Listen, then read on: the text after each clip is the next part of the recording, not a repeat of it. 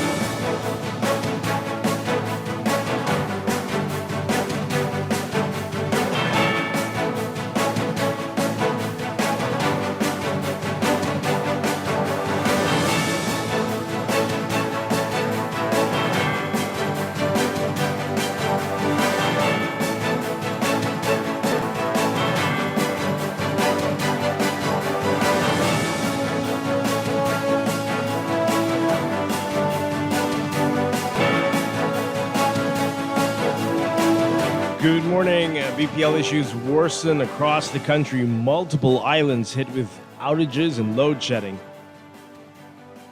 The number of people with disabilities increasing in the country. And in business, we are talking about the changes at NIB, what that's going to mean to you. It's all straight ahead this morning. I'm Dwight Strachan, and this is Morning Blend. Wake up, it's a new day. Wake up, it's a new day. It's the start of a new way. Don't you know that it's the start of the end of the old Good morning again, Bahamas. It is Monday, June 22nd, 2026. This is Morning Blend on Guardian Radio 96.9. Again, I'm Dwight Strachan. In a moment, DeAndrew Cartwright will be joining us. Also this morning, we'll be talking about something we don't talk about much in the Bahamas, scoliosis, what it is, what it means, and an association that's bringing more awareness about it. That's all ahead on this Monday, but first it's time for the overnight, the latest breaking news from while we're sleeping, and the top national and international headlines this morning. Wake up, it's a new day.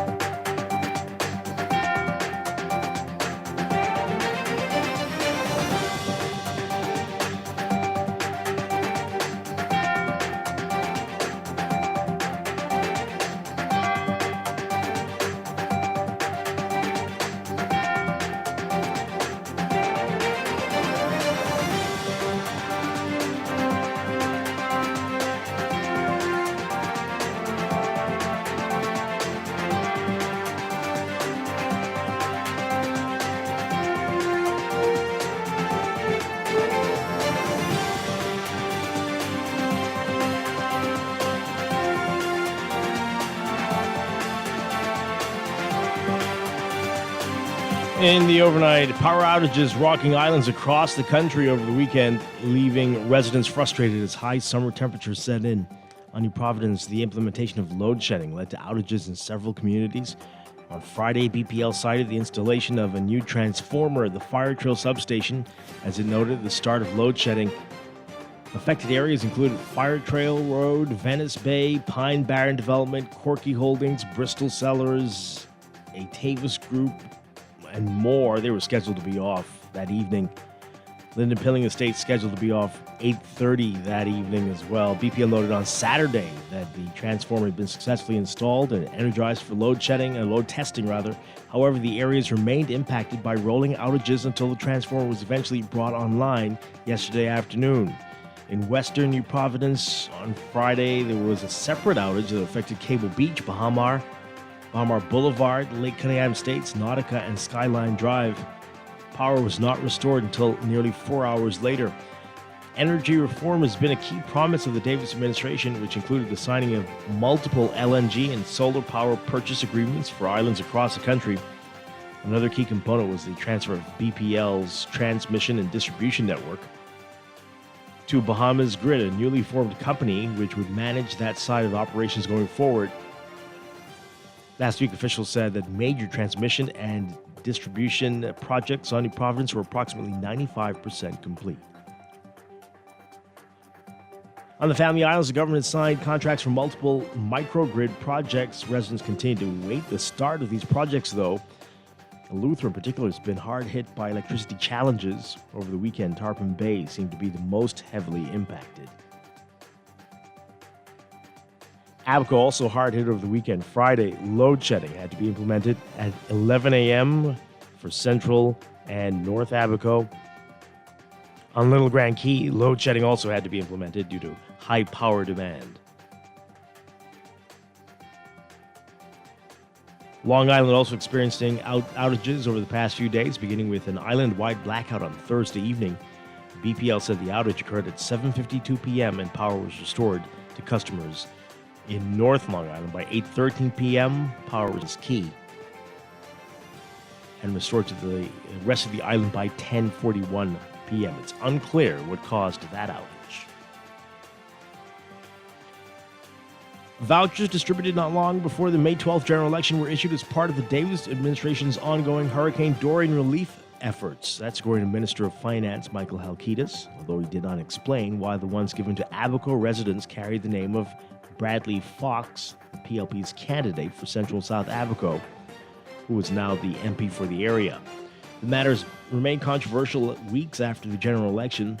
In April, the Tribune reported that the CEO of Premier Importers advised that more than $200,000 in vouchers were paid for by the Ministry of Finance. The newspaper showed an image of one of the vouchers dated April 10, 2026.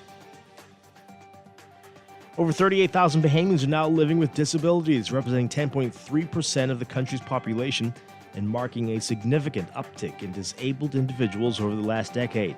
That's according to newly released data from the Bahamas National Statistical Institute. The third release of the 2022 Census of Population and Housing Disability Report, accounting for people aged 5 years and older, revealed that a total of 38,551 people with disabilities were living in the country, with data comprising people in New Providence, Grand Bahama, Abaco, and the rest of the Family Islands. Of the total number of disabled Bahamians, 22,021 were females and 16,530 were males. The last census, conducted in 2010,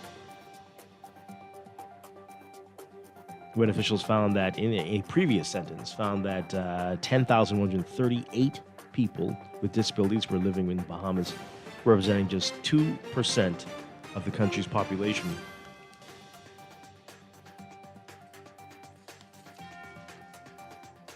The 2010 census showed that men with disabilities outnumbered women in disabilities on every island, representing 5,250 individuals.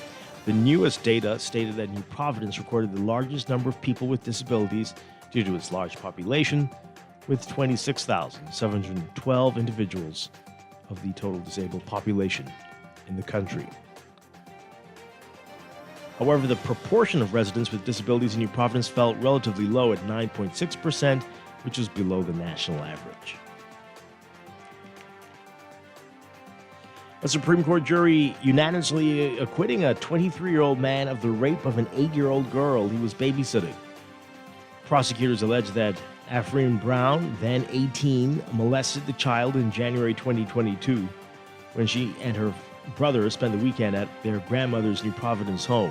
Brown, described as a trusted family friend, watched the children often. The child did not alert anyone about the alleged sexual assault. When the alleged victim returned to her home 2 days later,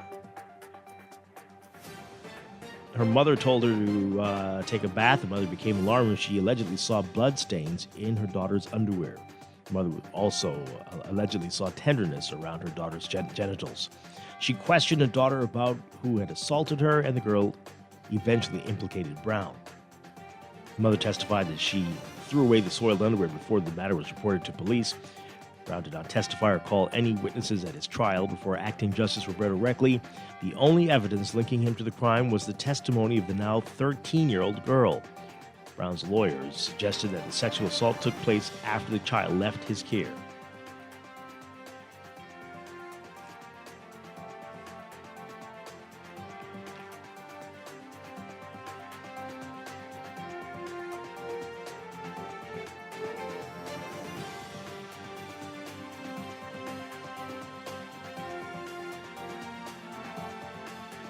Overseas from the UK, Keir Starmer saying in an emotional statement that he is stepping down as leader of the governing Labour Party, though he will remain caretaker prime minister until a new Labour leader is chosen in coming weeks. Starmer saying, quote, "The question my party is asking now is whether I am best placed to lead us into the next general election. I have heard the answer of my parliamentary party to that question, and I accept that answer with good grace." Starmer's selling point was no more soap opera politics, according to one professor at the University of Manchester. But critics say his government was the antithesis of what he said he was going to be about. A Trump Labour Party in a midterm set of local and regional elections back on May 7th proved the final straw. It triggered a series of government resignations and challenges that looked set to sweep former Great Manchester Mayor Andy Burnham into number 10 Downing Street.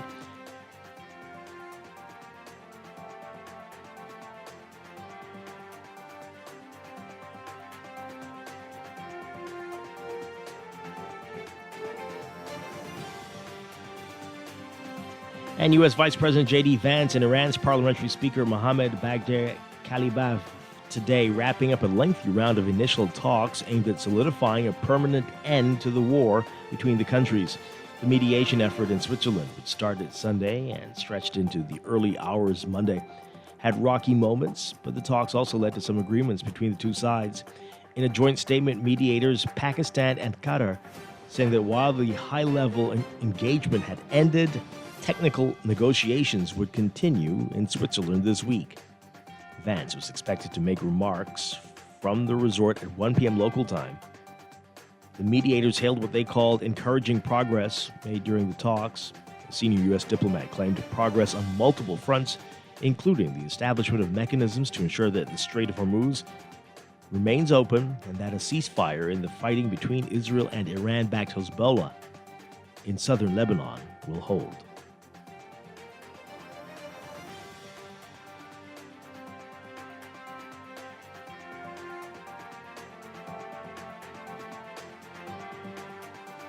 Israeli strikes in Gaza Saturday, killing at least 6 people, including 2 children and a cameraman with broadcaster Al Jazeera.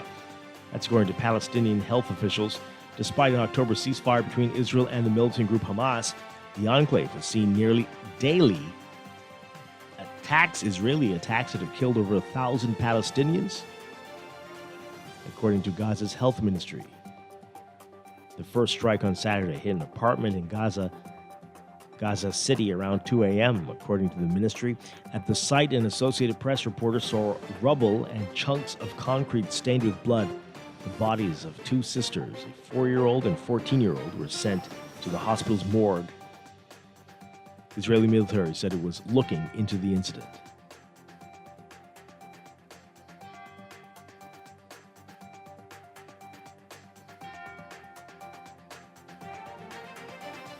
And a polarized Colombia giving conservative political outsider Abelardo de la Espriella a razor-thin lead in a runoff election that will be challenged in the coming days by the ruling party's progressive candidate.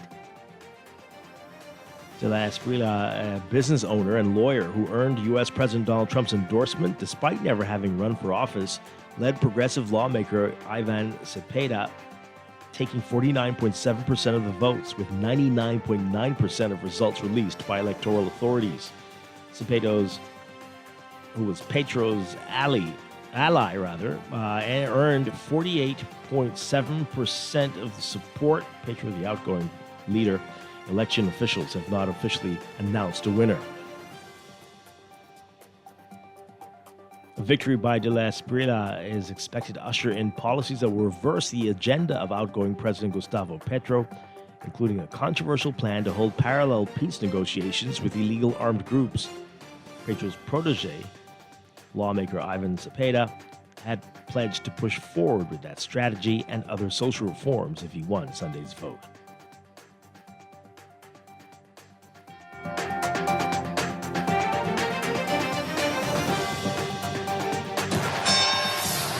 This is Sports Update.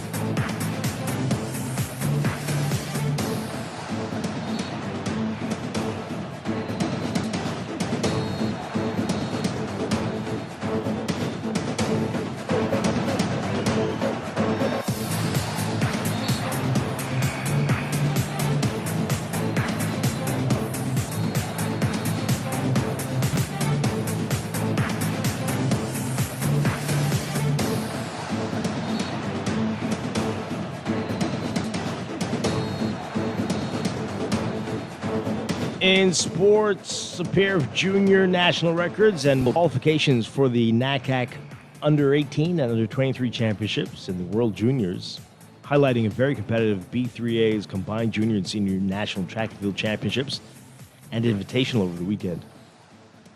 Zion Davis and Kai Marie Hanna both rewriting junior national records over the weekend. Davis of Star Elite Athletics has been the athlete to beat in the under-20 boys 400 meters all season long, and he lived up to that billing, blazing to a new junior national record of 45.64. Kai Marie Hanna set a new national record in the girls 400 meter hurdles. All the details in today's Guardian Sports section. And while under-20 athletes are trying to qualify for junior international meets this summer, senior athletes are trying to confirm spots on the Commonwealth Games and Central American and Caribbean Games teams, one of the biggest upsets in the B3A's combined junior and senior national track and field championships, an invitational coming in the open women's 100-meter hurdles, in which Denisha Cartwright took the national title away from Devin Charlton. Charlton is the reigning three-time world champion in the women's 60-meter hurdles indoors and world record holder, but was pale in comparison to Cartwright in the 100-meter hurdles on Friday. The 26-year-old Cartwright, who was a collegiate standout at Minnesota State University, winning the hurdles Friday in a season's best time of 12.97 seconds. Charlton settled for second in 13.21 seconds. More on that again in today's Guardian Sports section. 4 days of exciting baseball action, culminating with 7 division champions being crowned in the Bryce Newball Foundation Bahamas Baseball Association National Baseball Championships at the Blue Hill Sporting Complex on Father's Day. Competition spans several age groups, including the 6 and under, T-ball, 8 and under, coach pitch, 10 and under, 12 and under, 14 and under, 16 and under, and 20 and under divisions. The Freedom Farm Baseball League winning 5 of the 7 division titles. The Providence-based league winning gold in the 6 under, 8 under, 10 under, 12 under, and 14 under division. Junior Baseball League of Nassau earning gold medal victories in the 16 under and 20 under divisions to close out the tournament. That's sports. And that's the overnight. Time for your first look at weather.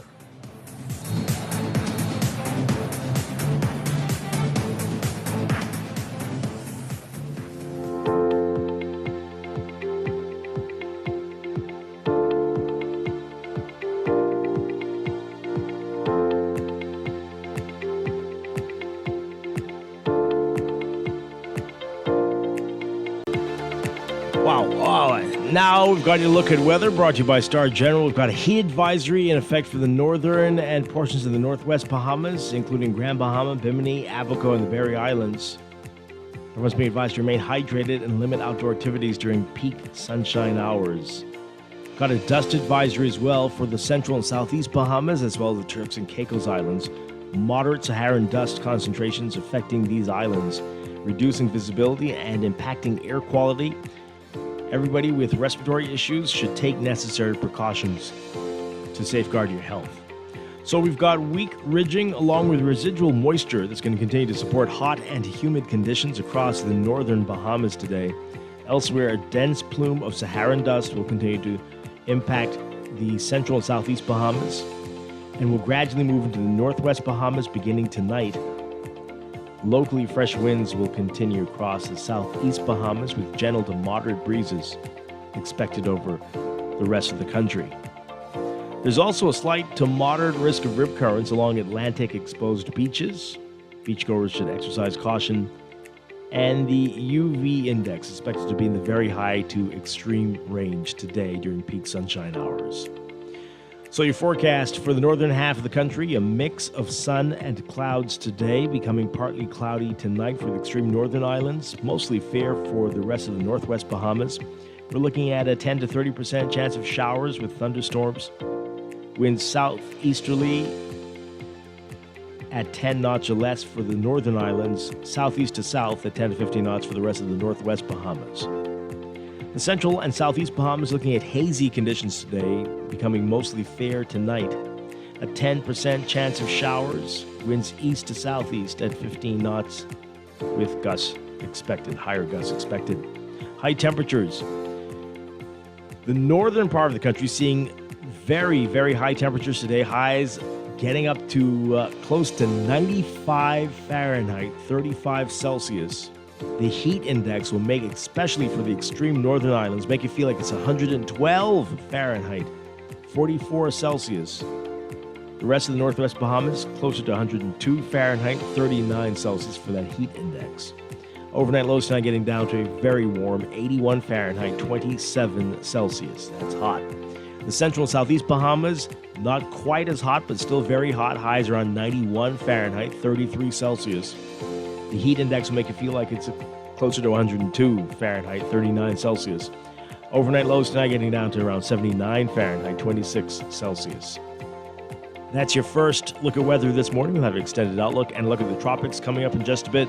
This weather check brought to you by Star General Insurance, made simple. Wake up, it's a new day. Wake up, it's a new day.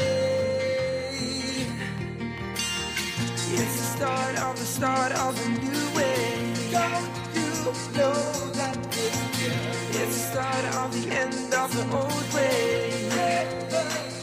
It is time for a break, but when we come back, we're discussing the day's top stories right here on Morning Blend on Guardian Radio 96.9, your home for fresh news and smart talk all day.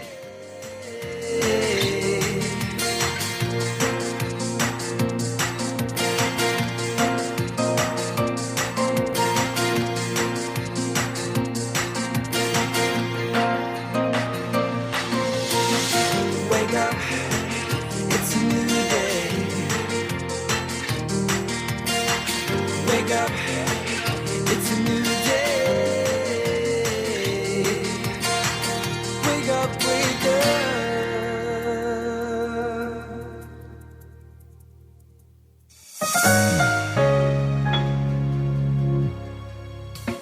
Struggling to find your financial rhythm? Make that move to Fidelity and let us help you orchestrate your financial goals into perfect harmony with free financial coaching sessions. Make that move today. Call 356-7764. Fidelity, we're good for you.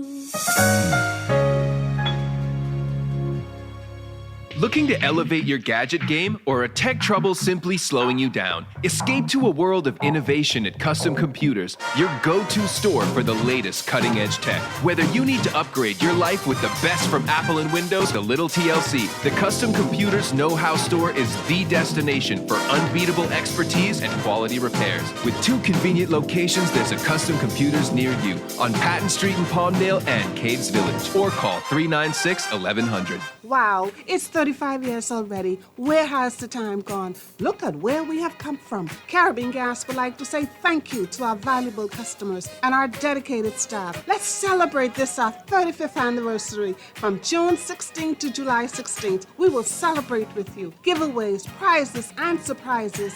If you spend $50, you are eligible to win a 100-pound cylinder, 50-inch TV gas stove, AC unit, and much, much more. Visit us on Gladstone Road. Caribbean Gas us. It's our 35th anniversary. Let's celebrate. Screws and Fasteners World, Balfour Avenue and Palm Beach Street, has those hard-to-find fasteners for you right now. You can find stainless steel regular hex, carriage bolts, galvanized bolts, threaded rods, nails, self-tap screws, sex bolts, anchor bolts, turnbuckles, masonry tools, hand tools, and weed whacker strings. Check out the rope selection and car body fasteners, too. Special orders are welcome. It's your #1 fastener store. Screws and Fasteners World, Balfour Avenue and Palm Beach Streets. Call 326-1976. Guess who's back? It's that time again for the 31st annual Michael Scootery Peace on the Streets Basketball Classic. Bring it on now, let's go. Whether you're a player or a fan, you don't want to miss this one. The action starts July 13th at the Hope Center. Log on to peaceonthestreets.com and register. Come on, everybody, we're going! That's the Peace on the Streets Basketball Classic, where we shoot hopes instead of guns. Game time. Planning for retirement can be overwhelming, but with CFAL, it doesn't have to be. We offer tailor-made individual, group, and pension solutions that take the guesswork out of retirement planning.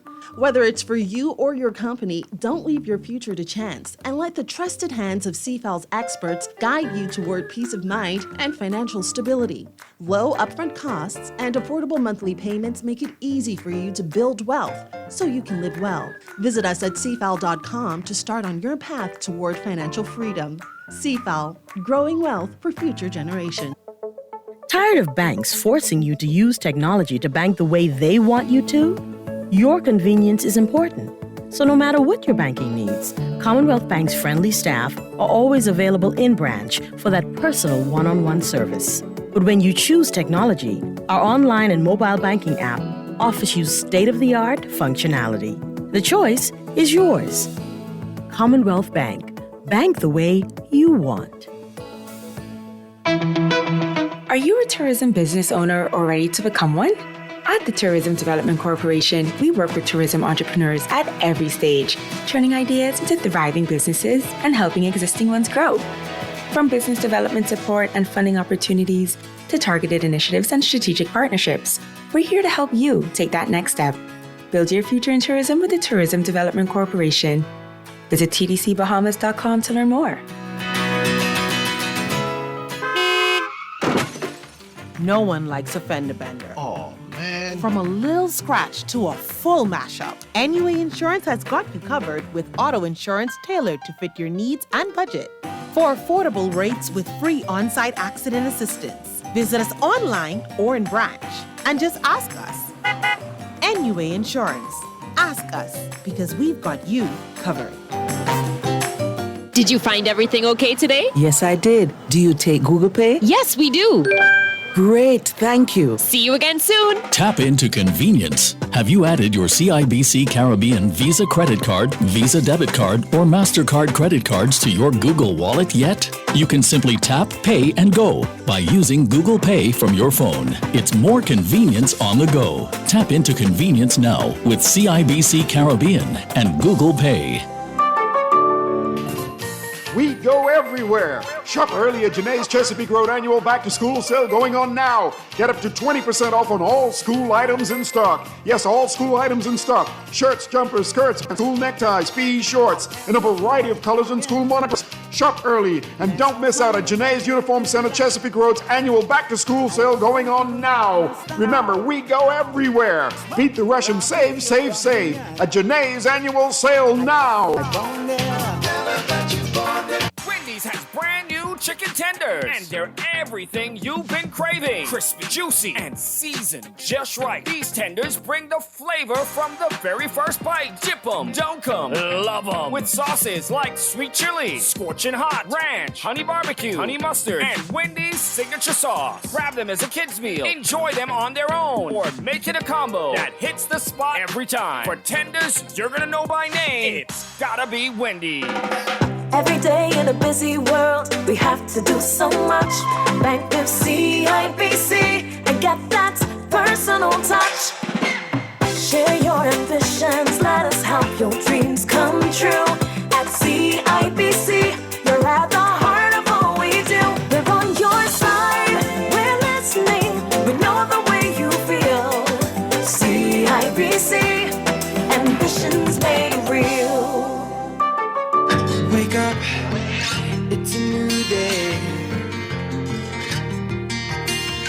Wake up, it's a new day.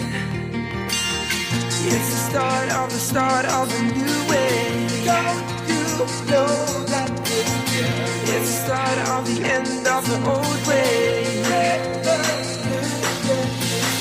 Wake up, it's a new day. Wake up, it's a new day.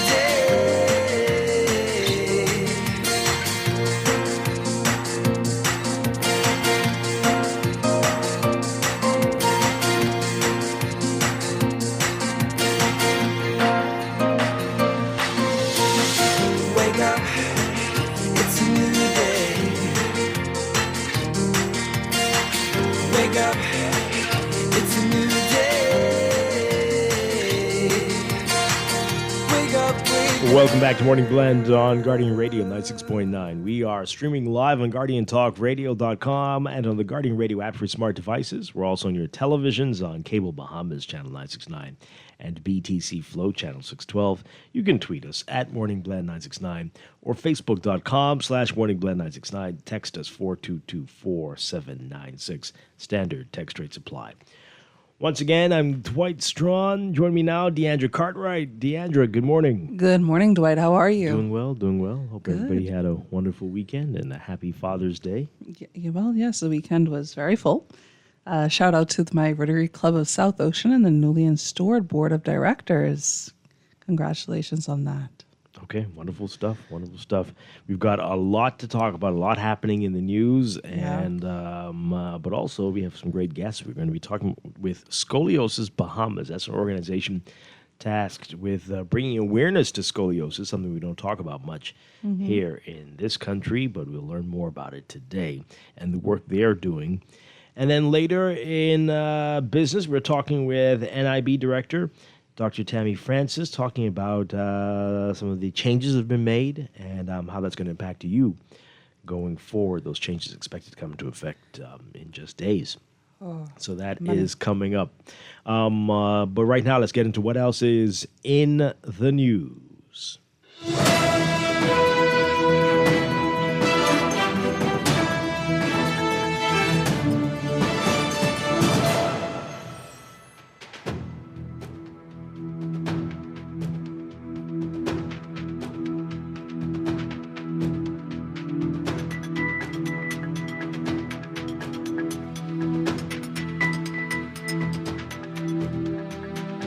And in the news, a lot happening locally, but also internationally. Waking up to the news this morning that it's happened again. They change prime ministers the way most people change their clothing. Keir Starmer, lots of speculation about this, but he announced that he will be stepping down. He's going to stay on until a replacement Labour leader is selected. But he has announced his resignation. So this is the sixth prime minister in 10 years for the UK, and whoever replaces him will be the seventh. Unbelievable stuff there. I feel like it's musical chairs at this point, honestly. Why do you say that? I mean, there's real issues why these folks are stepping down. I get and it. in order, unlike what we do in this country, in order to save the party and diminish the chances for defeat at an upcoming election, you get rid of somebody who might be causing the problems. Even if that's the leader. Especially if it's the leader. Right, cool. I mean, we keep saying it, right? Leadership begins at the top. Yes. So get this guy off the ship before all of us sink and drown. That's the way they do it. But here, Right, people but I was will... like, we haven't learned that lesson yet. We don't even know how to spell that lesson. We can't spell lesson. Because we don't do it before, and seemingly we don't do it after. We've had at least one or two dead weight prime ministers who've brought everything down. Because so what I've realized, right, I feel like certain persons in leadership, they don't necessarily take advice very easily. So Okay, well, if you don't listen, you'll feel. Well, right? I mean, and isn't that what that's everybody's what's grandparent been or parent has said to them? Yes. Yes. Indeed. But I just feel like with the UK situation, yes, for of course, each one has different reasons for moving or whatnot. And I wonder if it is the consistency with these resignations is that replacing the continuity to ensure that their version of democracy is steady and firm. I mean, often it's the same party, right? The first few of these were all conservatives, and so continuity stuck around, you can imagine. And we have no reason to doubt that whatever initiatives Labor has brought, most of those would continue. Yeah. Right? The Labor stands for something, unlike some other countries where the two parties really are different with different beliefs and ideals on how to run the place. Right. But yeah, so I mean, it definitely was working for the conservatives. Of course. Until it didn't. And and we'll see if this will work for Labor. Well, we'll see. Lessons to be learned. Many. Maybe we can even learn some of those lessons. Well, it's hard when over there, you've got a limited number of people in your cabinet. Right. You've got a whole bunch of very active, right. a whole bunch of active backbenchers who are almost as powerful as the opposition. Okay. And they will make noise if they feel you're not doing the right thing. Okay. And so they're you can't offer all of them a position. No. Okay. No. And so here, you bought everybody's silence. I think they were not going to stand up to you. Is that what it is, Dwight? What else? How else would you explain it? I'm asking. I really don't know, but that's how it seems to me. If everybody's been given a position and you serve at the pleasure of the prime minister, as opposed to the people who elected you, why would you make noise about something that the leader has done? For the betterment of all mankind. Who? For the what? No, but that's curious. Like, how many backbenchers do we have right now? What? I feel like outside of in this current, I think we have one, and that's not a joke. One person who doesn't have a position as yet. Yet, you say yet. It's only been a month. But then you also have like heads of commissions and things like that. So perhaps that counts. No. We don't have a backbench. No, we don't. Okay. We don't. But okay. So in this way, we are different than the UK. All right. Many ways. Many ways. But by choice, by intention. This is intentional. This is unbelievable. The UK would not know what are they doing in the Bahamas. That's insane. How? What? Huh? Yeah, Everybody's in the cabinet, or everybody's cabinet adjacent. Everybody, all of you. Yeah, Matt. They say they got to have a strong cabinet. If y'all could see the look that Dwight given me. Sorry, I didn't have my coffee yet, y'all, so I'm being devil's advocate this morning. I'm sorry. The coffee is here, though, so I'll calm down eventually. Let's get your reaction to it, folks, if you've been following. You mean to the UK thing, or the fact that, we still have people all in positions or have been in positions? Everything. Without wanting to remove themselves from that position, which would perhaps have helped the party. Or help. One backbencher. 323-1-323-6232. Oh, man. And he's not even a backbencher. I mean, again, it's only until they find something for him. 325-416. What all these? They might already have done that, actually. I was going to say, with all these. So no backbench. No. They got to show somebody in the back there, no? Who says? I know. It's not how it works here, apparently. The things make sense. It ain't going to happen. I feel like that's it. 325-4259. Call us toll free, 242-300-5720. Tweet us, fake us, Facebook us, fake us.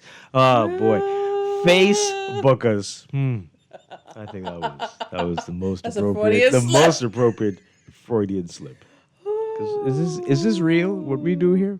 Now, nobody wants a system like what the UK is going through. This is that sounds chaotic. It might be for democracy the best thing, to tell you the truth. I don't know, but it sounds bad. 7 prime ministers in 10 years. But again, as you said, that there were reasons as to why these persons stepped down, and then also those were crossing two parties. So technically, it was a change that it was needed. Sure. But I go back to continuity and consistency, and whether for goodness sakes. We look at our own country and the consistency inside national plans and within ministries even and whatnot, and those aren't carried through through different parties or even different administrations. So I mean, who are we to critique? I hear you. I mean, if you were really concerned about that, there are ways to ensure that those things would continue. That's an easy fix. Okay. But I don't think people here are, are very concerned about that. Doesn't seem to be. Let's take this call. Good morning, call. You're on the air. Hey. Hi, good morning. Yeah, Dwight. Hi. You said that's the question, right? Deandra. Deandra. Yeah, Dwight. You say 7 prime ministers in how many years? 10 years? 10. Yeah.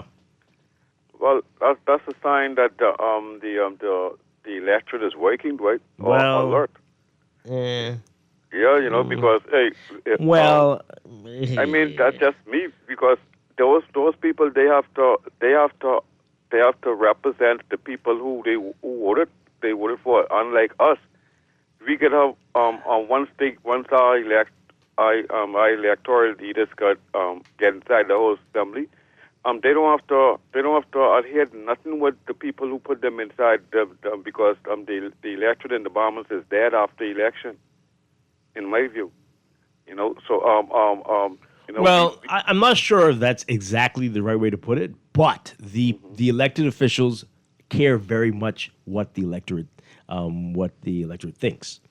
Right? So I don't know if we can say the same about our elected officials. And so because they're so afraid, they put tons of pressure on the prime minister and often force his hand. They resign very quickly from the cabinet when they have no faith or confidence in the prime minister, and that shows a lot to the electorate. And so the party's like, you got to go because we are not going to lose an election just because of you. Right, and it was boiled right back down to the electorate, right? Because you see, you have to go now because you see the people we have to go to, right? They watching, they know, and they're not going to accept this. They're not going to tolerate it, and that's why you have to go. Yeah. You have a nice day. Yeah, thank you very much. Appreciate it. Okay, a couple of messages. I do want to move on to what's happening here. A lot going on in this country as well. Dwight, because every new day seems to get worse here. What? We need to adopt their mentality and make the prime minister step down. Okay, well, who's the we? Our boat is overloaded, and the animals sink. And we all will drown if we don't stand up. If you are not a part of the solution, you're a part of the problem. Okay, well, yeah, I don't know if you're talking about this in the right way. Going on yeah, I'm not sure if that's exactly what's happening. Okay, what? I think that was a reference to the Ark or something like that. Well, clearly, but 95% of the cabinet, immigration on the police force is foreign. What? Corruption is now. Okay, what's happening? Okay. They're basically saying we've been invaded. It's Monday morning. People are confused. Typically, the backbench is synonymous with backbone.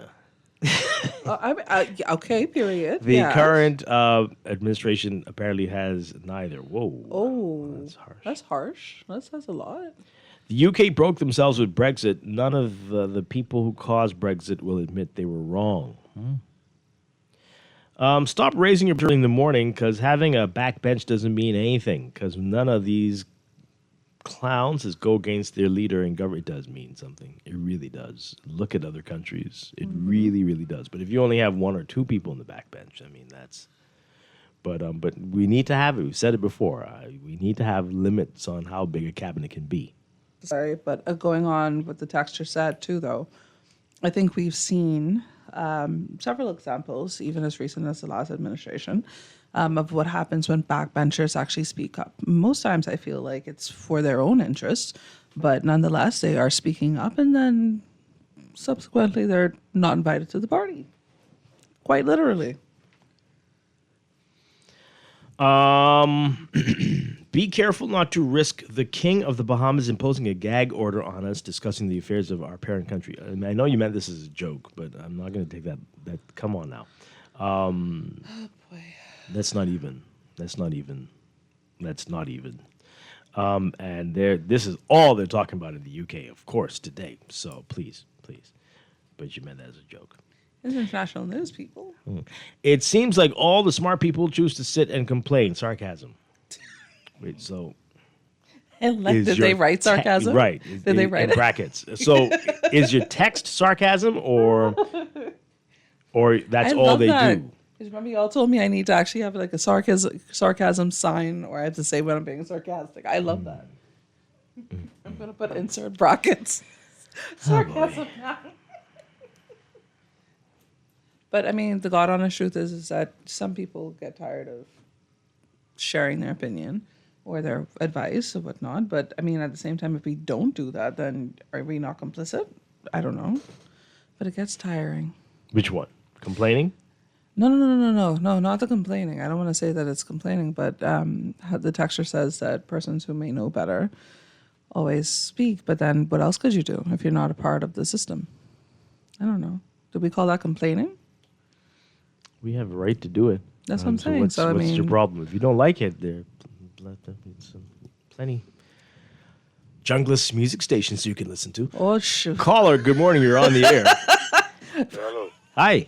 Hey, good morning, Mr. Strong. Good morning, DeAndre. Good morning. Yeah, Mr. Strong, I would prefer if you, once you text them, no profanity, and I prefer if you read them. That's the part of it, you know what I mean? For me, I'm right, sure a you lot of would, people but say when you call, I can't read some of these. Yeah, I know, but I'm saying this, but listen to me. When I call, right, one man can't make changes, but I'm satisfied with just bringing a level of consciousness, versus people, the texting maybe is right, but I love the text about the backbone because I juxtapose that with backbenches, backbone, right? But you're saying that the UK has a system of voting of no confidence, right? They certainly put a lot of pressure on the leader. Mm-hmm. Yeah, but I love a system there. But for me, like holding the government's feet to the fire, we need to do that collectively. One sheep in the wilderness here and there shouting sporadically will get nothing done. But for me, I like to read I used to say don't read the headlines, read between the lines, but I do both now, so it makes sense, right? So I always say I was never doing it, but that's just to be humorous. But what I'm saying is, for me, I find it very disturbing that they would make these after post-election, they cut down on their rhetoric. You don't hear any narratives about destroying the shanty towns. You don't hear the real narratives about immigration. We are putting our own foot in our mouth because what I'm saying is, why would a government say they would be crack down on immigration, but then they lower fees? We have a growing Chinese demographic also, and we see that But what you're saying is incorrect, though. That I don't think they've lowered any fees, and they have said they're going to continue their shantytown demolition. Did you read them? Did you read the paper say lower fees? I'm asking you, Dwight. They didn't say lower. The fees might be too low, but they didn't lower them. In fact, it's gone up. With $500 for citizenship, It was lower than that, and that was permanent residency. Permanent residency. They're catering, man. You got to listen and read, though. So it's higher. It went up to 500, and that's permanent residency. But people still think 500 is low, right? They're saying, well, if you didn't get citizenship, you could settle for permanent residency at 500. Some folks think that's too low, but it's not lowered. That's gone up. But yes, be concerned about everything. Sure. Okay, texter. Harsh criticism is what we need to have. Our leaders, aka abusers, wow. Oh, wow. Listen to us. Shame is needed for a healthy, functioning society. Shame. But progress, yes, every time I mention progress, I'm being sarcastic. Oh, is that a... That's a text. Wow. Okay. That's interesting. Is Monday, man? Maybe that's why. We could get running out the gate strong today. I like that. We'll take one more call before we have to go to the news. Good morning, caller. You're on the air. Yeah, good morning. Dwight, how are you? Doing well. Yeah, I believe many factors pertain to his resignation. I think one of them is not supporting the United States because, historically, Winston Churchill and those, they always supported the United States. We were very close. And then, of course, what do you mean by not supporting the United States? Yeah, you remember the war, the president asked him to assist, and he said he's not going to assist. That had nothing to do with it. He's not going to assist with this situation. That wasn't it. That wasn't it. Huh? That wasn't it. No, I said it could be a combination of that because, Britain always supported the United States. They have not stopped supporting. They have not stopped. They have not stopped supporting. It's issues at home. The British president, Prime Minister. Not going to support him. Yeah, that wasn't it. Nobody cared. That wasn't it. That wasn't it. Yeah, no, I said it could be a combination. It wasn't it. wasn't it? So tell me then, what was it then? Okay, I'll go through a list. Pressure on them also. Yes, lots of issues. They've had some scandals. Epstein, they put some people in place who were tied to Epstein. It's been a lot of stuff, a lot of things. We can go through the list. And also the final straw was the midterm elections there. Exactly. And the support for labor is diminishing, and the party just is Listen, they're pivoting. This they're isn't making sense. trying to ensure that they can get more wins. I mean, it's strategic. Yeah. So, but I think it's foreign to us because, again, we don't really see it done like that. I think that's why it seems to be very difficult to understand and appreciate. Yeah. So if you want, we can go through the list. We'll do that after the news. I think we do. Go through the list of the reasons why they think that he, No, because again, the concept is nearly foreign to us. We don't necessarily see it. And we got to go to the news. There's some breaking news as well about a fatal shooting. We'll hear about that, and we'll talk about that as well when we get back. This is Morning Blend on Guardian Radio 96.9. I need you now. Where have you been? I'm like a This is Guardian Radio 96.9 FM, streaming on GuardianTalkRadio.com and the Guardian Radio app, Nassau, Bahamas. Welcome back to Morning Blend on Guardian Radio 96.9. We are streaming live on GuardianTalkRadio.com and on the Guardian Radio app for smart devices. Also on your televisions on Cable Bahamas Channel 969 and BTC Flow Channel 612. You can tweet us at Morning Blend 969 or Facebook.com/Morning Blend 969. Text us 422-4796, standard text rate supply. And now at 8:18, time for another check of your weather for today, brought to you by Sherwin-Williams. We've got a lot going on. We've got a heat advisory in effect for the northern Bahamas and portions of the northwest Bahamas. This includes Grand Bahama, Bimini, Abaco, and the Berry Islands. And everyone's being advised to pay attention to this, take this seriously, and remain hydrated and avoid strenuous outdoor activities. We've also got a dust advisory for the central and southeast Bahamas, as well as the Turks and Caicos Islands. Moderate Saharan dust expected to affect these areas, reducing visibility and impacting air quality as well. So, we've got weak ridging along with residual moisture that's going to continue to support hot and humid conditions across the northern Bahamas today. Very hot conditions.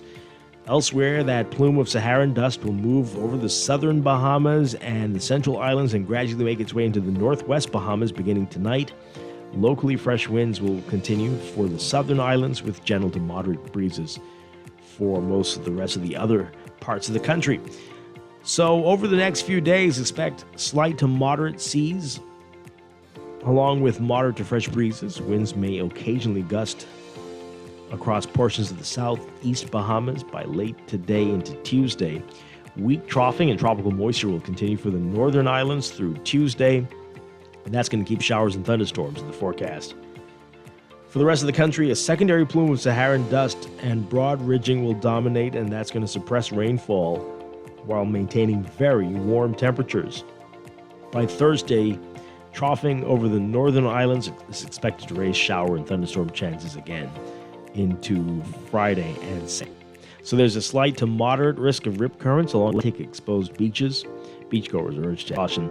And the UV index expected to be in the very high to extreme range today.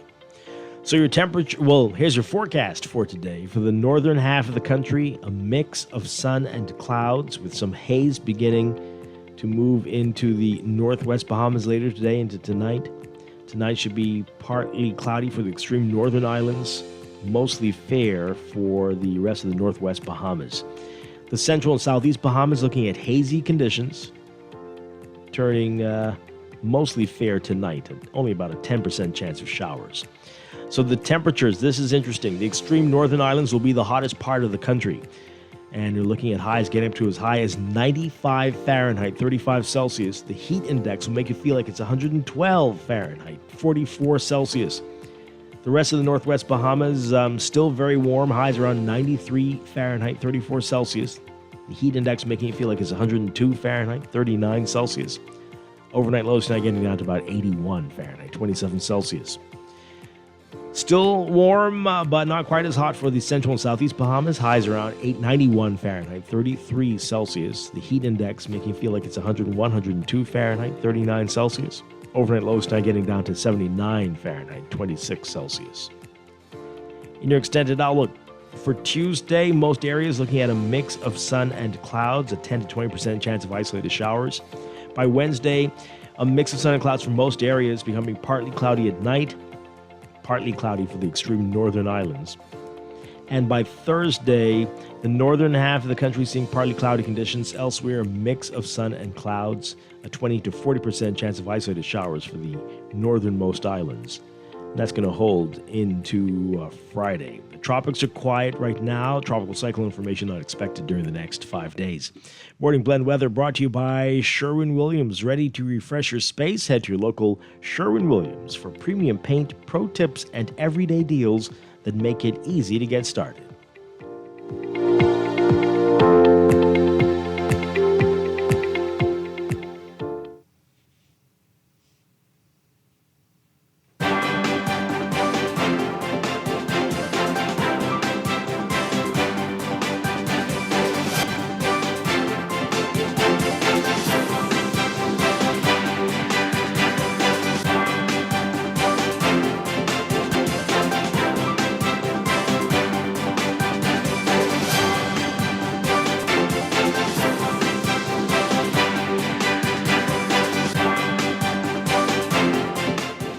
And time for a check of traffic brought to you by NUA Insurance Agents and Brokers.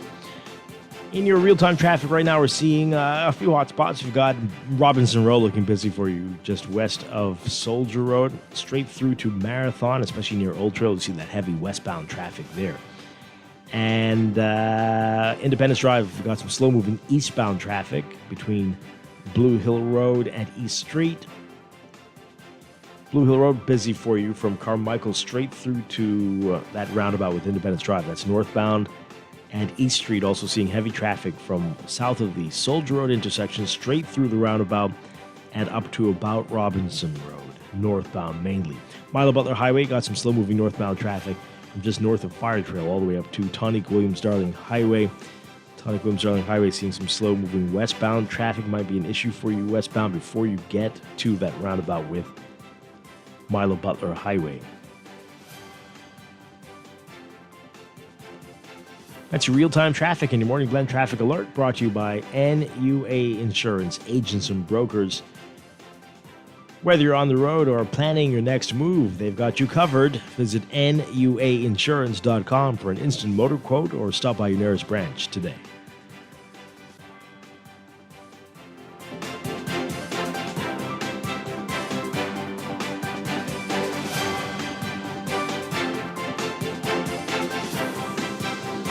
Did you find everything okay today? Yes, I did. Do you take Google Pay? Yes, we do.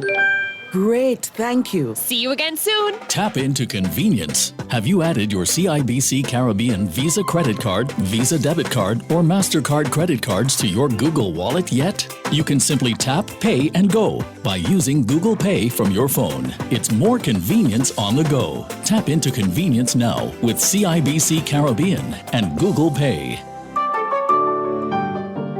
At Cleveland Clinic, you set your course, not cancer. So when your journey takes an unexpected turn, you seek out the experts who've conquered it before, and you forge new paths to help fight cancers. For every route to a cure, for every care in the world. See how we're innovating cancer care at Cleveland Clinic today. At Star General, you can go gold. Comprehensive car insurance covers loss or damage from accidents, fire, theft, and third-party liability. But the Gold package gives you increased coverage for rental car and windscreen, personal accident, medical benefits, deductible waiver, and 24-hour roadside assistance where available. Our Star General Gold package also gives you up to $2,500 for accidental damage to a rental car anywhere in the Bahamas. Go gold with Star General. Insurance made simple. Every day in a busy world, we have to do so much. Bank with CIBC and get that personal touch. Share your ambitions, let us help your dreams come true. At CIBC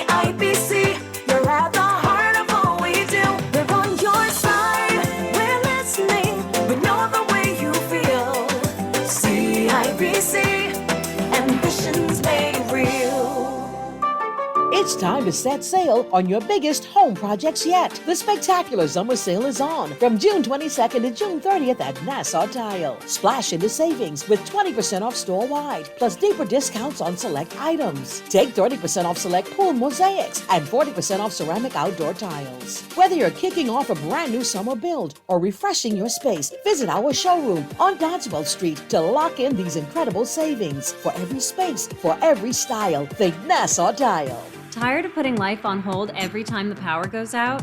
Get a Kohler generator from Lightbore Marine and enjoy life without interruption. We stock generators for your home, business, or job site. Need a new generator for your boat? Take command with Kohler's extensive range of marine generators. With 40 years experience, Lightbore Marine has you covered with parts, service, and the best manufacturer's warranty in the industry. See how a Kohler generator can enhance the quality of your life and the success of your business at Lightbore Marine, 63 East Bay Street. Visit us at lightboremarine.com. Did you find everything okay today? Yes, I did. Do you take Google Pay? Yep. Great, thank you. See you again soon. Tap into convenience. Have you added your CIBC Caribbean Visa credit card, Visa debit card, or MasterCard credit cards to your Google Wallet yet? You can simply tap, pay, and go by using Google Pay from your phone. It's more convenient on the go. Tap into convenience now with CIBC Caribbean and Google Pay. Don't shop at Sherwin-Williams then. Don't get the best service in the Bahamas then. The love is really, really strong in Sherwin-Williams. We don't just sell paint. We service you with a smile, good hearts, mind, soul, and body.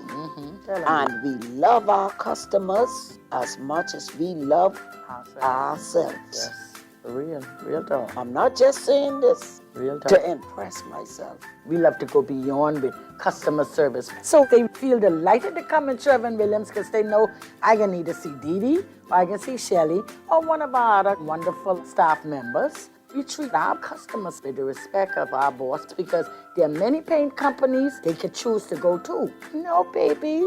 If they go to some other paint companies, so I gonna get this little thing at the end of the week. We want to make sure you get that little ting, Shelley. Come visit Shelley and Dee Dee at Sherwin-Williams Bahamas, and you'll surely find color in every day. In the world of business, technology is not a choice. It's a necessity. And for businesses that demand excellence, there's only one choice for unparalleled support and cutting-edge technology.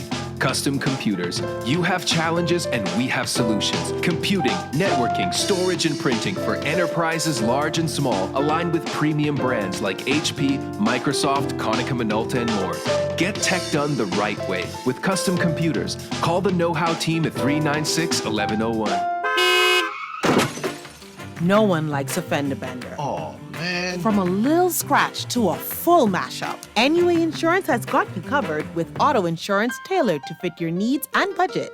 For affordable rates with free on-site accident assistance, visit us online or in branch and just ask us. NUA Insurance. Ask us because we've got you covered. This is Guardian Radio 96.9 FM. Fresh news, smart talk, all day.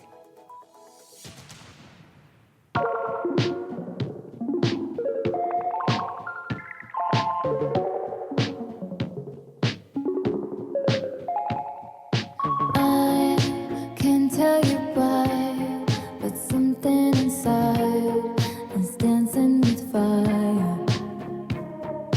Eyes lit like the sky, turn tears into diamonds. They're good at goodbyes. Just know that I will find my way from you, like flowers from a tomb, while you decide who you are, and I can see right through, like shadows on the moon, and it's all bad news. Yeah, I hate that I made you love me. Sorry if I made me tired. Yeah, I hate that I made you love me, 'cause I barely tried. Yeah, what's happening? We are back with Morning Blend on Guardian Radio 96.9. Dwight Strachan along with Deandra Cartwright on this Monday morning. Coming up in a few minutes, we're going to be talking with Scoliosis Bahamas, learning more about that. And later in business, we're talking with NIB. Director Dr. Tammy Francis will be our guest in business, letting us know about all the things that are changing, what you need to know, what's going to impact you, what's going to affect you, all the details this morning. So that's all I had, but we continue to talk about what's in the news. Before the break, a caller was asking about, okay, so why were the reasons that Keir Starmer resigned as Prime Minister in the UK? So this is an article from the Associated Press. They're outlining some of the issues. A big one, I'm telling you, was Epstein. They've been keeping track, people. They've been. All right, so they're saying this is a precipitous downfall from July 4th, 2024, an interesting date, when Starmer brought the center-left Labour Party back to power after 14 years, winning 411 of the 650 seats in the House. Standing outside 10 Downing Street the next day, Starmer pledged to restore respect to politics and to lead a government of public service. After the chaos of the last years of Conservative rule, where they had quite a number of prime ministers, which saw a constant churn of scandal and the toppling of Prime Ministers Boris Johnson and Liz Truss in quick succession, Starmer promised to lower the temperature and make politics a bit more boring. Some of the problems that felled him were baked into his victory, which was built on a wide but shallow base of support. Despite Labour's huge majority, and this happens here a lot, you got a big majority, but you only got a small percentage of total votes. Right. So despite having that huge majority in Parliament, it was backed by only 34% of voters.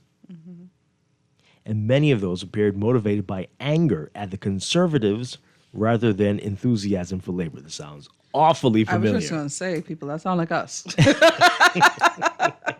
Awfully familiar. Oh, my gosh. This lack of excitement for his government from the start was compounded as Starmer made a series of missteps. An early furor over accepting free gifts, including designer spectacles, glasses, and Taylor Swift concert tickets, Powerful. was followed by a series of policy U-turns, especially clumsy attempts to cut welfare spending that stirred anger in labor ranks. But what ultimately cost him his job was appointing Peter Mandelson to the plum post of the UK's ambassador to the US. Mandelson was seen as someone who could help Britain navigate US President Donald Trump's second term. His trade expertise and comfort around the ultra-rich were considered major assets. He helped secure a trade deal that spared Britain some of the tariffs Trump had imposed on other countries around the world. But the choice of Mandelson, who in 2003 called himself Epstein's best pal, we could just stop reading, right? I was just going to say, I think we let's got move that. on But, now. for some people who think that may not be a bad so what? You can't control what your friends do. Right. That backfired spectacularly when documents came to light in September 2025, showing how close his ties to Epstein had really been. Starmer fired Mandelson, but further revelations in the following months plunged his leadership into crisis.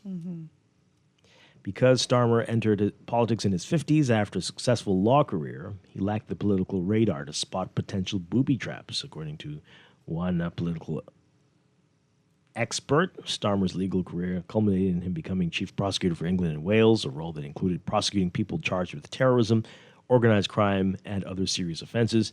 He was knighted for his role leading to the Crown Prosecution Service, and opponents liked to use his title Sir Keir Starmer to paint him as an elite and an out-of-touch lefty London lawyer. Oh boy.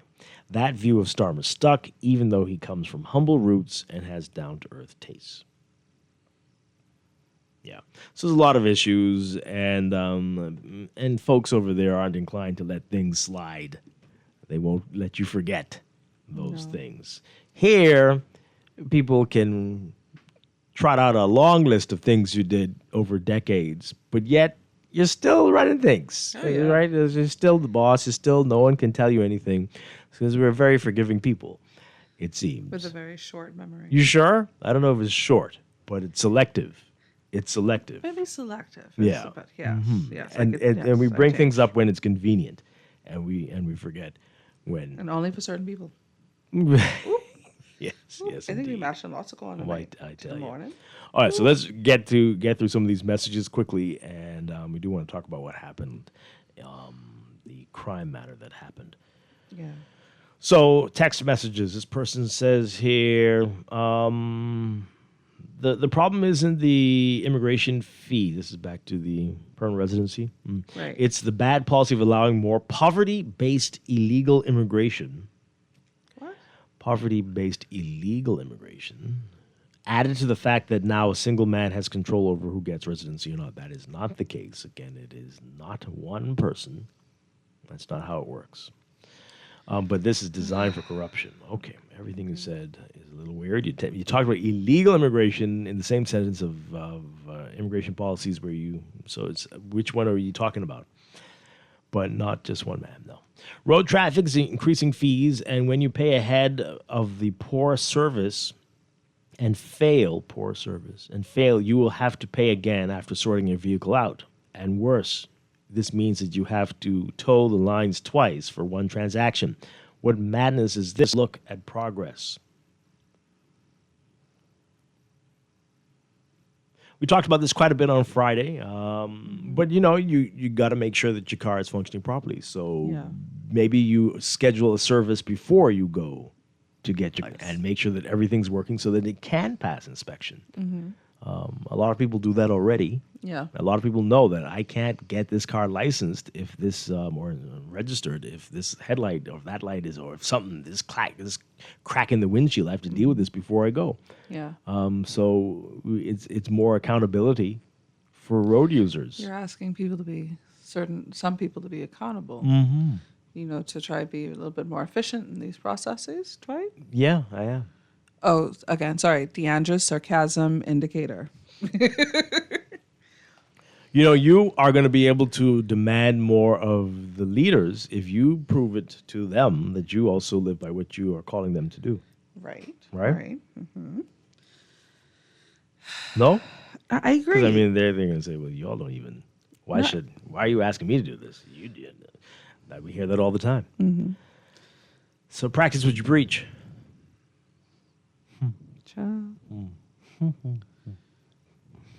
This person says here the PLP government's so-called continued progress is a total mess.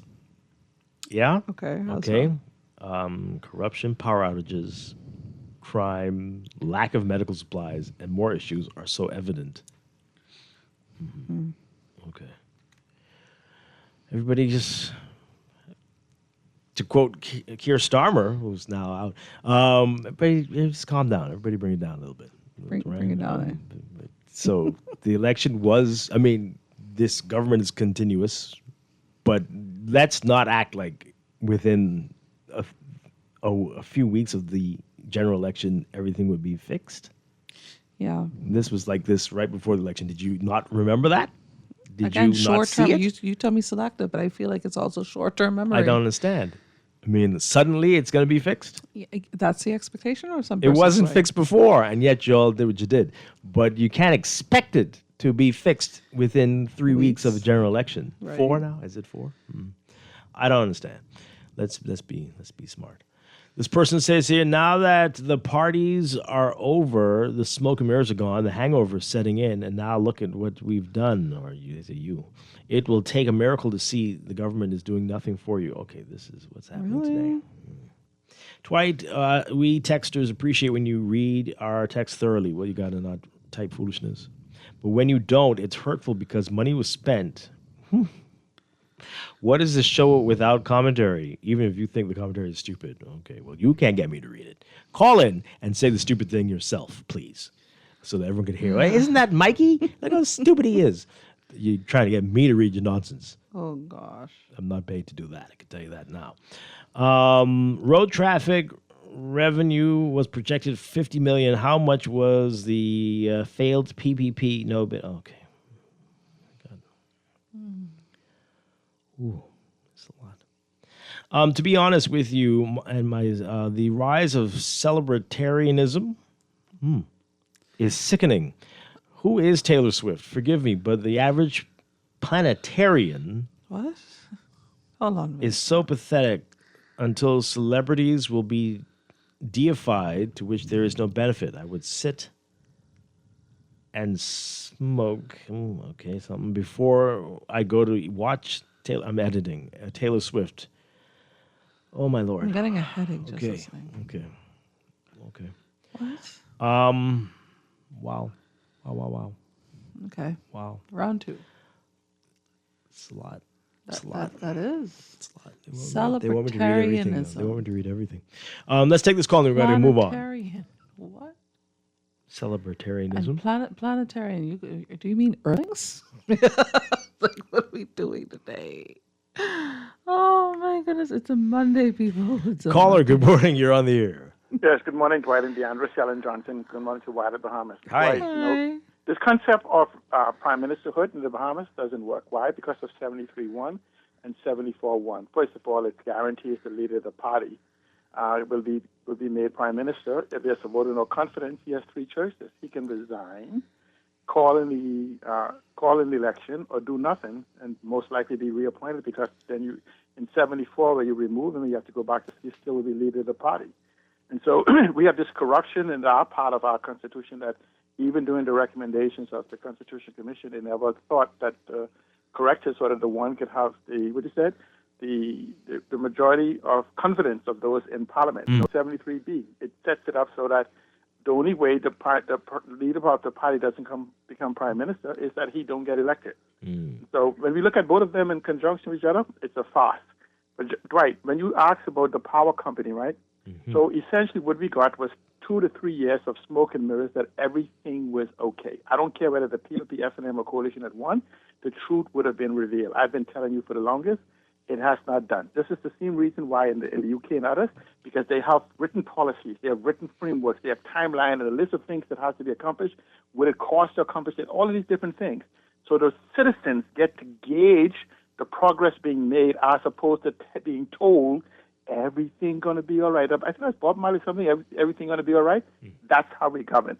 And then we just govern through denial, deflection, and distortion. So until we, the people, decide we want better, we want more, we'll continue to get the same thing we've been getting, and the world is going to accelerate and leaving us behind.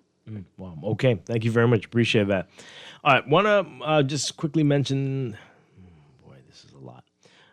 This situation in Abaco, this happened early this morning, around 1:30 a.m. So it's a fatal shooting incident.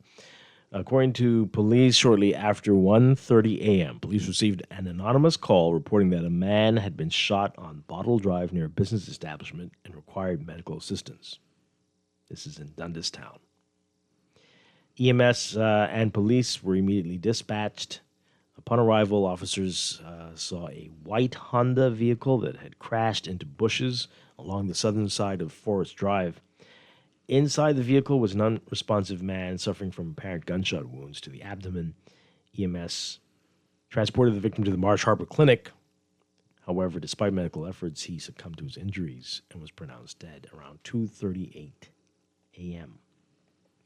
While at the clinic, investigators interviewed a 20-year-old man who had sustained a gunshot wound while leaving a business establishment and heading towards his vehicle when he heard gunshots and felt pain in his shoulder.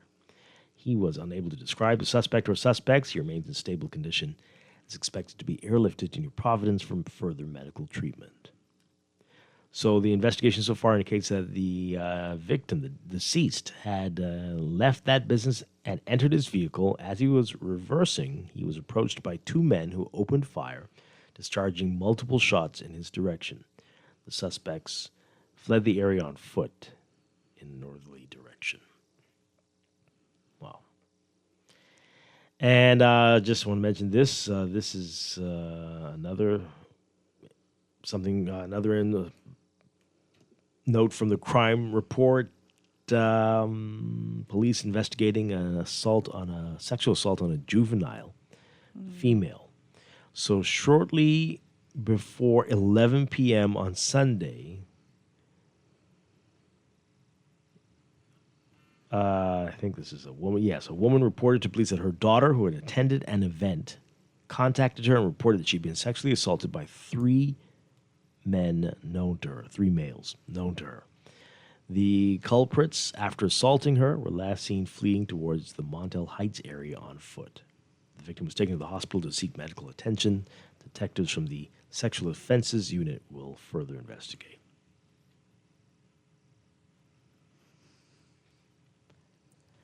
There's a lot going on. That is a lot. I am so sorry for that young lady. Yeah. I feel like these things are becoming so commonplace. It's just, I don't. Hopefully we get some updates. Sadly, probably always were. Yeah. Probably always were. Hopefully we get some updates on this particular case, this particular matter. I feel like I'm just asking for nothing at this point. So. We got to take a break. We This need a is break. Morning Blend on Monday morning here on Guardian Radio 96.9. Stay with us. Sorry if I hate that I made you love me, 'cause I really tried, Tired of banks forcing you to use the way they want you to? Your convenience is important. So no matter what your banking needs, Commonwealth Bank's friendly staff are always available in branch for that personal one-on-one service. But when you choose technology, our online and mobile banking app offers you state-of-the-art functionality. The choice is yours. Commonwealth Bank. Bank the way you want. Keeping your savings safe and sound. If a bank falls down, your money still comes round. Deposit insurance, trust that never fades. DIC protects the funds that you work hard to save. The Deposit Insurance Corporation, protecting your savings. Want to learn how? Call 302-2681 or email info@dic.bs. For fast, reliable, and impactful printing services, look no further. Let Printmasters bring your masterpiece to life.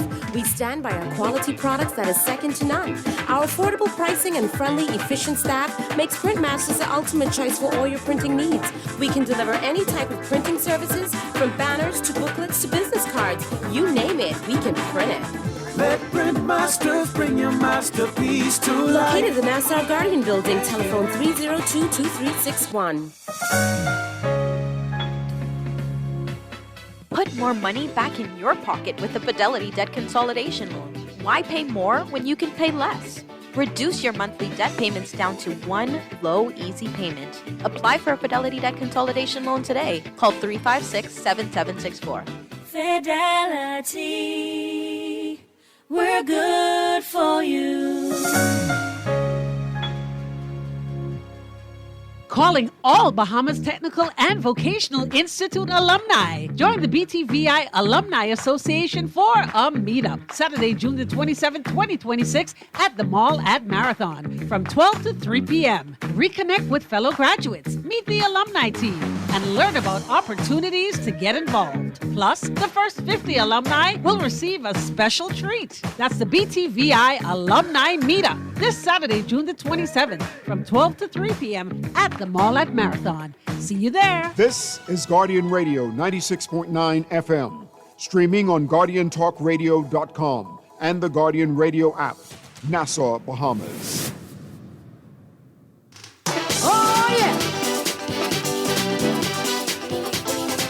All right. My beautiful islands. I tell you, if the good Lord never goes on holiday, tell me why he made the Bahamas. If the good Lord never used to come this way, tell me why he made these islands. All the sun, all the peace, all the skies, all the breeze, all the creeks, all the hills, all the sand, all the trees. And we are back with Morning Blend on Guardian Radio 96.9. Dwight Strachan along with DeAndre Cartwright. And changing gears now, talking about scoliosis. Scoliosis and the organization Scoliosis Bahamas. Here to guide us through this, very pleased to welcome Rashay DeVoe and Andrea Conliffe. Thank you for Good morning. welcoming us. Great to have you with us. All right, so before we get into the group and you have an event coming up, tell us about scoliosis. What exactly is scoliosis? Well, scoliosis is an abnormal curvature of the spine, and it is measured by a curb angle, which you can be seen on an X-ray, a special X-ray, which is standing up. And in order to be diagnosed with scoliosis, you have to have a curb angle of 10 degrees and higher. So 10 degrees to 20 degrees, that's moderate scoliosis. And anywhere between 20 degrees and 40 degrees, that's kind of like where you'll need like a brace. And then higher than 40 degrees, you'll need a spinal fusion surgery, which you'll use to put rods inside your back and kind of like strain your spine up. Wow, okay. So Yeah. so how common is this? It's very common, actually, and 80% of people who get it are adolescents and also girls as well. Right, there's a lot. We know why it's more girls. Actually, I have no idea. That's so strange, Yeah. right? So both of you have scoliosis. Yeah. Yes. So tell us about that, what your experiences were like. When did you realize, when did your parents realize, and what this journey's been like? Rashay, you want to begin? Yes. I was diagnosed with scoliosis at the age of 10. I was diagnosed by my godly Cindy, Dr. Cindy Dossett, and my scoliosis wasn't as severe, so I had to wear a back brace. Right. How old were you? You said I was 10. 10 years old. So what was that like, having to wear the back brace? It was rough. It was difficult at first, and then I started to get used to it. So Describe the brace to us. Like, is it heavy? How does it feel? it was white and it was plastic with 3 latches in the back. And you had to wear this all the time? Yes, for 4 years. Wow. So how does it work? Does it correct it and to the point where you don't need it anymore? Yes, it did. Yeah. Wow.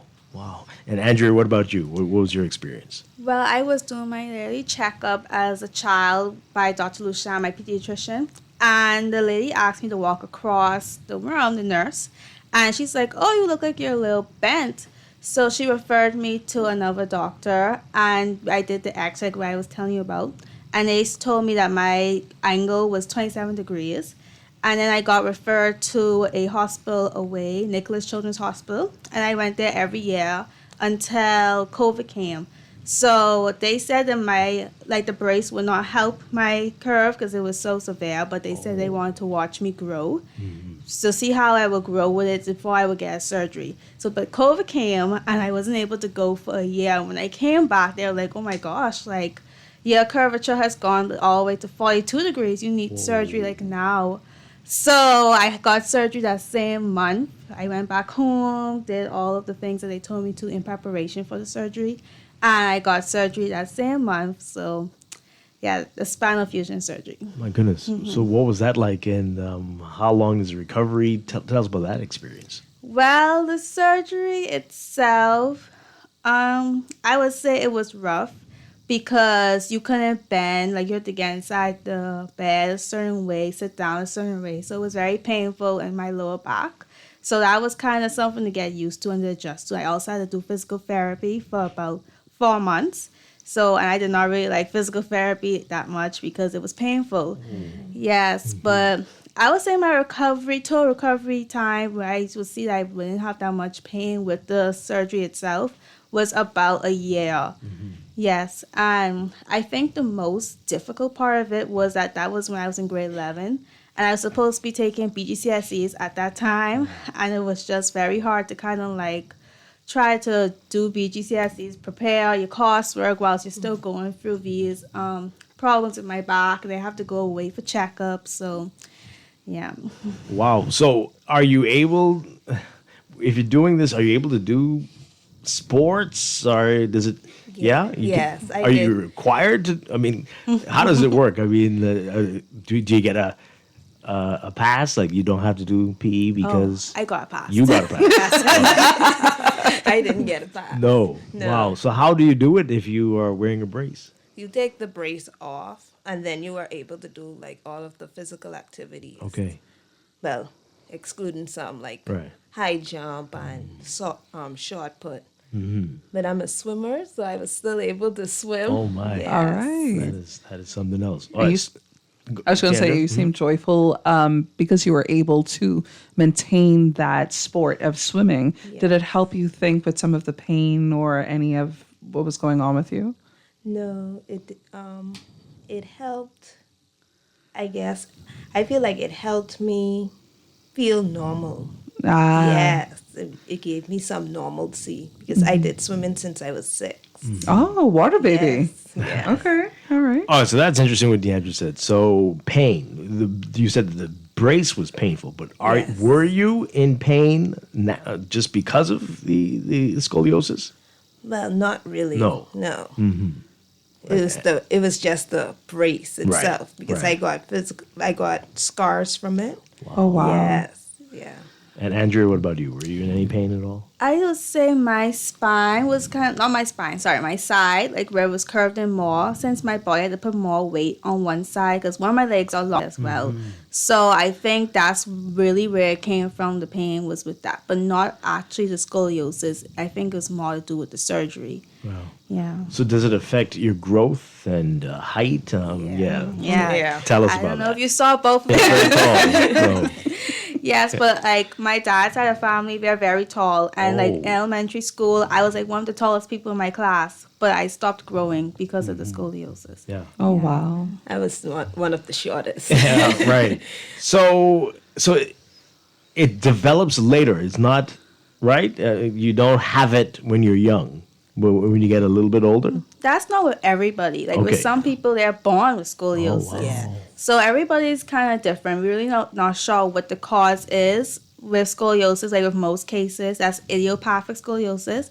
But with some people, they have like underlying conditions of like tumors or like cerebral palsy, for instance. So yeah. So if you don't wear the brace or get the surgery, what could happen to you? You could get paralyzed when you get older. Oh. Yeah. Oh wow. Wow. All right. So again, this is the first time we're talking about it. In all these years we've been on the air, and I know the only time I've ever heard of scoliosis is in movies and TV shows, right? Where certain characters have it, but they often, sadly, have it as a joke. This is not a laughing matter. What's the awareness level in the Bahamas, and what are you doing to bring more awareness to people here? Okay, so we started an organization called Scoliosis Bahamas, which is a nonprofit organization dedicated to raising awareness and providing education and supporting individuals and families throughout the Bahamas with scoliosis. Yeah, that's good stuff. How many members do you have? How many people do we know have scoliosis in the Bahamas right now? Well, okay, so there's 3 of us who started the organization together. And just when we were talking with people, because last year we just wanted to raise some funds and to donate it to the Spine Rehabilitation Center, but we realized that, hey, we're making a lot of money. This can go actually towards someone in need of getting spinal correction.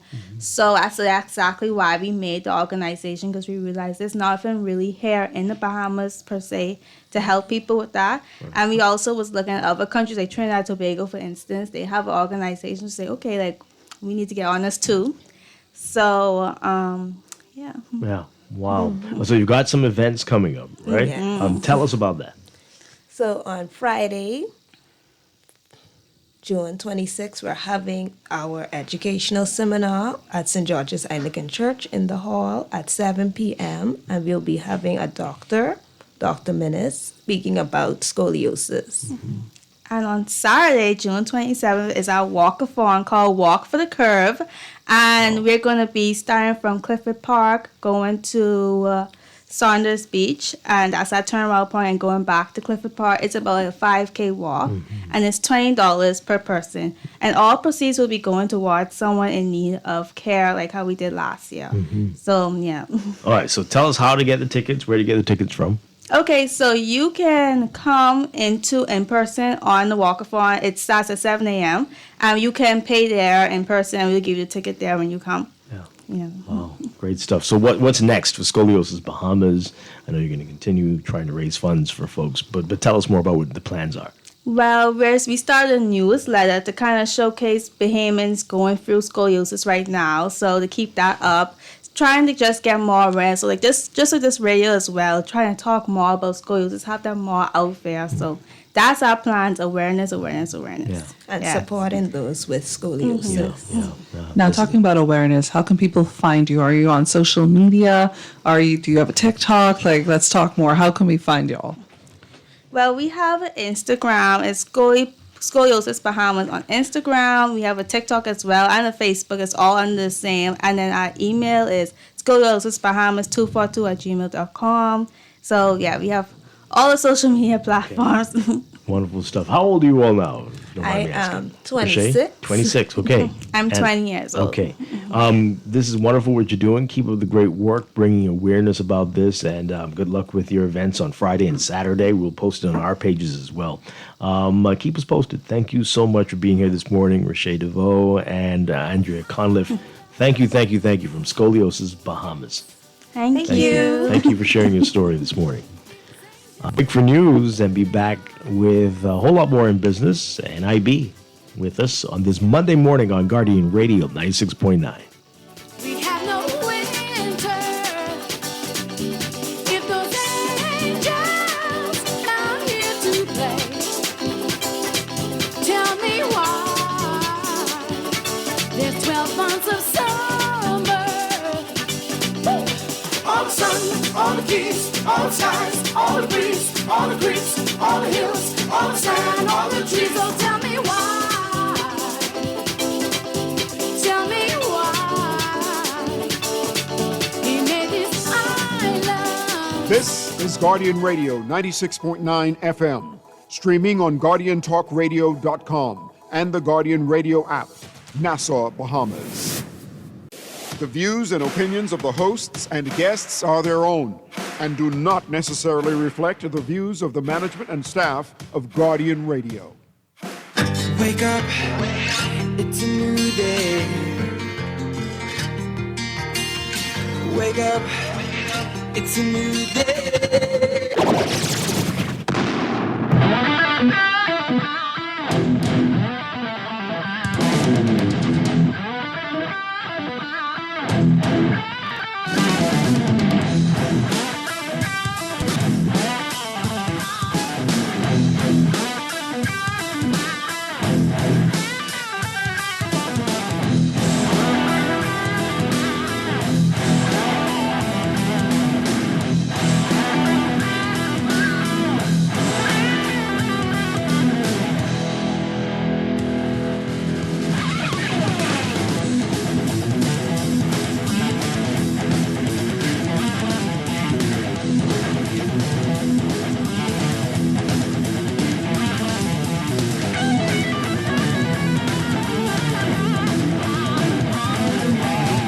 Good morning and welcome to Morning Blend Business on this Monday, June 22nd, 2026. Welcome back to our Morning Blend listeners.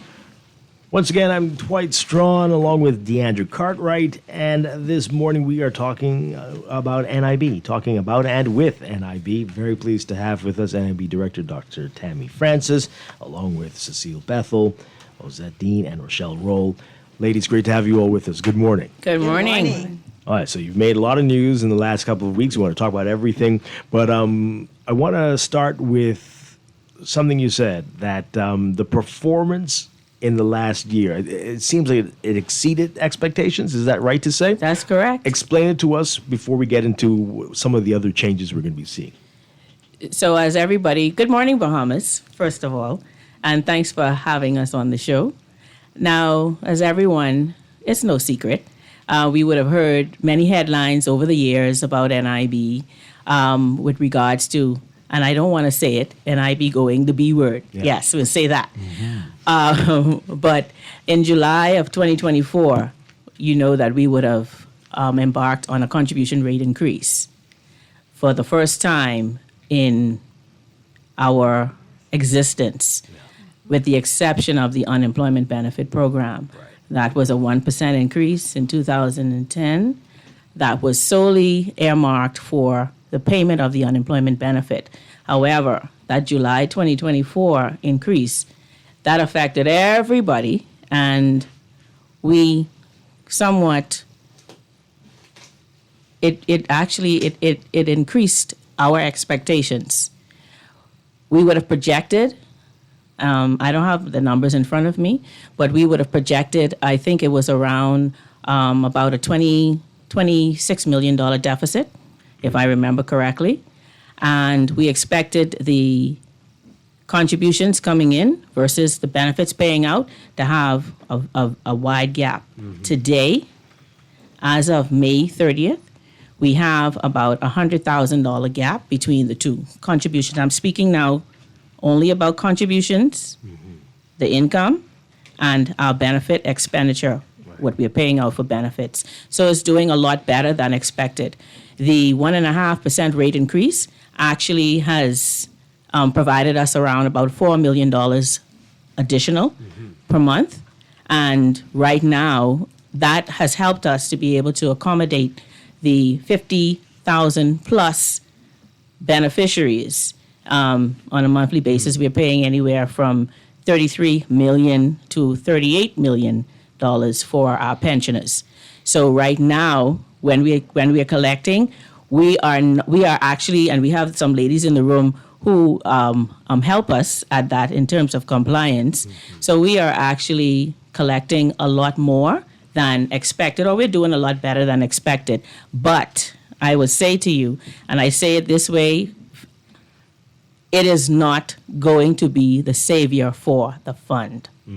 Right now we're doing well, better than expected, but it's not going to be that one measure that is going to help us with the long-term sustainability of the fund. So let's make sure we understand that. We're doing better. There's still a deficit. It's a lot smaller than expected, but we want to continue along that same track so that over the years, we will eventually get to where we need to get to. But that does not mean that 1.5% would stop there. Right. So we would have to, of course, put different measures or have several measures working in tandem in order to get to where we need to get to. All right. You said a lot. I have to go back over some of those things. Okay. So what's accounting? More workers, fewer people claiming benefits, more compliance? What are we looking at? So right now, we are actually, we're still paying out. We're paying out, I would say, not the same amount, a little bit more benefits, but in terms of compliance, we are taking in a little bit more, but it's still that 1.5% increase that has helped us along the way. Okay. Yeah. So it is a good measure, even though the Bahamas would not have been so keen on the on the increase, but it has eventually it's going to take us to where we need to get to with additional increases and some other measures. So. Now, you didn't want to mention the B word, but this is not uncommon with Social Security funds, right? I think I saw a report last week saying the U.S. theirs will collapse in the next decade if there aren't some changes. We could even take it further to the region. So we have several Social Security institutions in the region. Right now, let's go to Dominica. Dominica is actually increasing their contribution rate per year by 0.5%. Per year? Per year. Wow. So you've had it happen in St. Vincent and the Grenadines. It's happened in Grenada. It has happened in Guyana. So this is not unique to the Bahamas. It is something that happens for Social Security institutions. All Social Security institutions around the world, you would see people living longer, women having less children. To quantify it, when you look at it, when national insurance was implemented, we had 7 workers to 1 retiree. Today, we have 3 workers to 1 retiree. So I always say we cannot rest on our laurels because we want to ensure that there is something, longevity, there's something there for you and I when we get to that, we become the precious pearls of the Bahamas, So Social Security is. Let me say this. Let me say this. The National Insurance Board. I think we do get a beating many times, right? And when we look at it, and I like to compare us to the region. We have 9 people. Benefits that we can possibly pay. The Bahamas pays 8 of the 9. But in the region, the Bahamas has the 5th lowest rate. Wow. So we're providing a big package, and the contribution rate is nowhere near as high as, let's say, for example, let's look at Barbados. Barbados is in almost a quarter percent, 25%. So right now we are at 11.3%, and we are, I mean, even with the increase, we are still sitting at 5th in the region. So that's something to think about. You know, you do get a package for a smaller amount when you compare it to the region. Right. Well, now I know that the audits, the reports that we've seen in the past have recommended there be increases, every other year or so. I know you said this is not going to be the be all and end all. No. So do we need to do that every other year or every 2 years? What are we looking The at? recommendation from the 11th actuarial review indicated every 2 years. Every 2 years. Right? Okay. But there were several recommendations. That was the recommendation that was selected. There were different scenarios provided, and we selected the 1.5% for the first 2 years. Right. But in this regard, as you open the show, you see that the 1.5% increase is helping us along the way.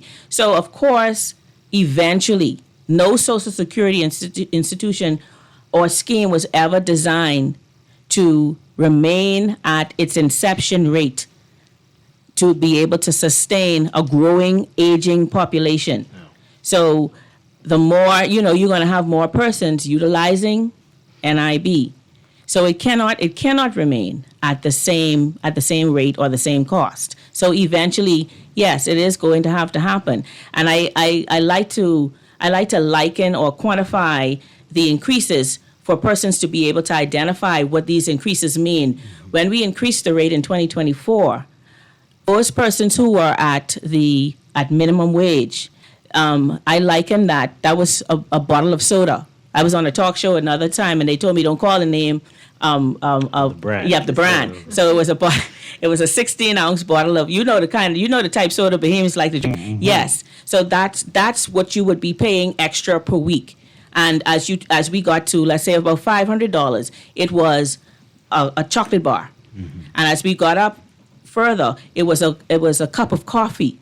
And for those persons who are at the top tier, that was a good combo from a conch and chicken combo. Oh wow! Yes. Okay. Mm-hmm. So when you think about it, those are very pricey now, though.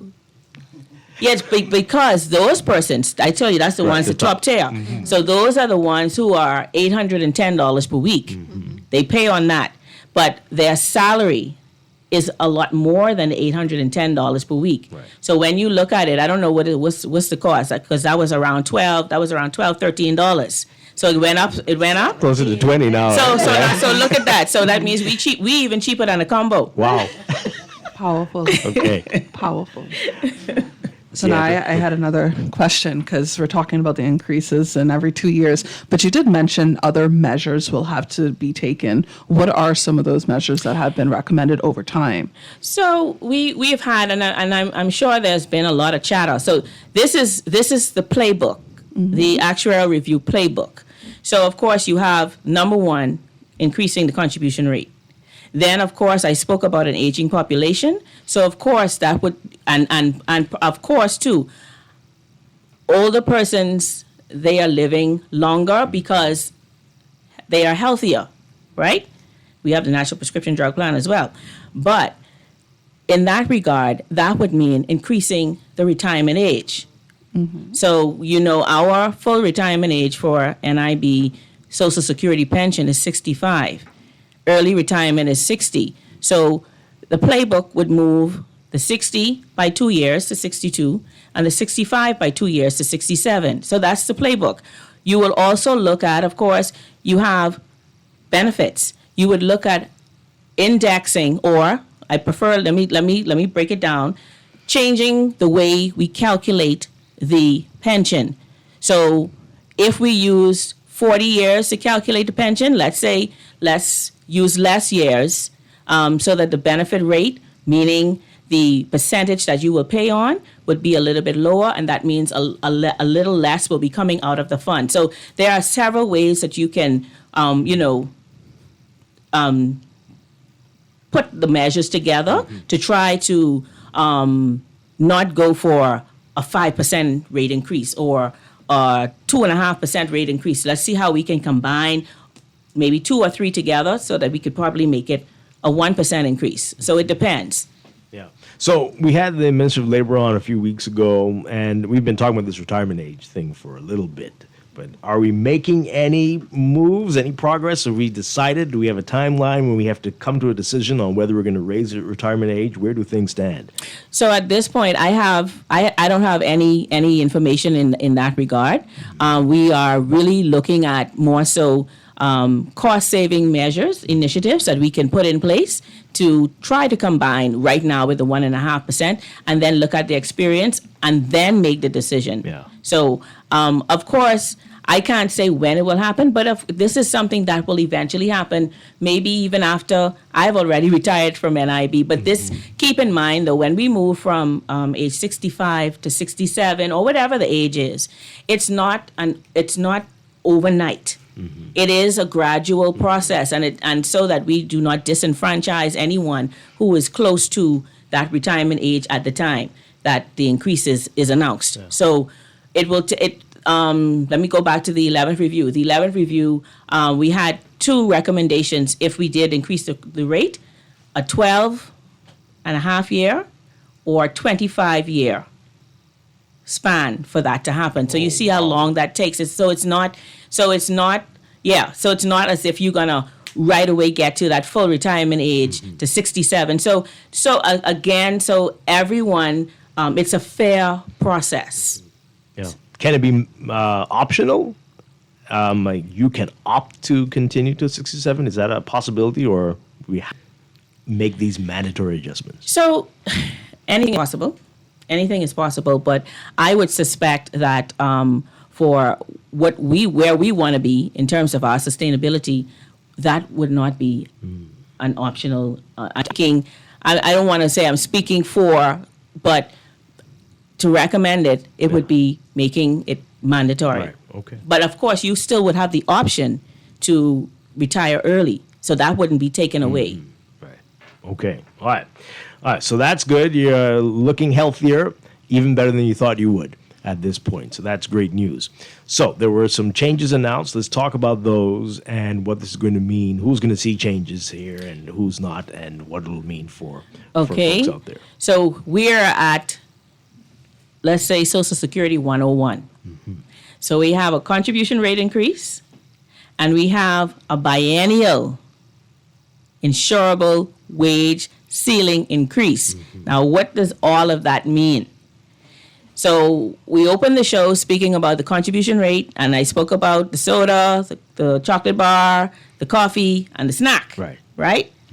That, as you said, that was the first time ever that it happened. To affect everyone. Right.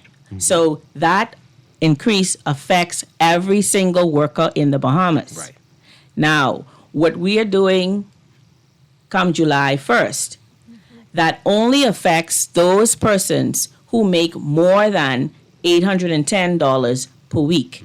The $810 represents what we call our insurable wage ceiling, meaning if you make $500, you pay on $500. If you make $260, you pay on $260. However, if you make $1,000, you pay on $810. If you make $6,000, you pay on $810. I mean, but if that's somebody who making $6,000 a week, that person, that's. But I'm speaking more about the monthly. If you make $6,000, we can all dream. If you make $6,000 a month, you will pay on $3,510.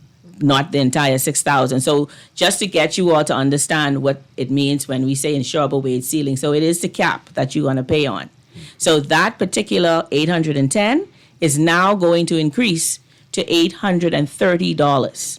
So anybody $810 or less, whatever you were paying today, you will pay come July. That person who makes more than 810 up to 830, that's what they will be paying on. Now let's quantify it again. So I'm a foodie and I like to compare it to food because we will remember the food. So when we increase from 810 to 830, that's 93 cents per week. I call it 4 mints. 4 mints. So when you trying to remember four pieces of candy expensive now. It is. But look at that, 93 cents per week. That's for the employee. The employer, their portion would be $1.33 per week. So that's, I don't know, what is that? It's 5 minutes. It's 5 minutes. 5 minutes. So you see, when you look at it in the long run, what this is doing is we are moving every 2 years to ensure more of what you make. We want to increase the value. So we want to make it more relevant for you when you apply for your benefits. More relevant, the payments, our sickness benefit will be a lot closer. We're trying to get as close as we possibly can to your actual salary. Because you will pay only on the insurable wage. So you will pay only on that 830. You will pay only on that 810. I listened to an old show of yours a couple of days ago. Oh, and and there was a caller.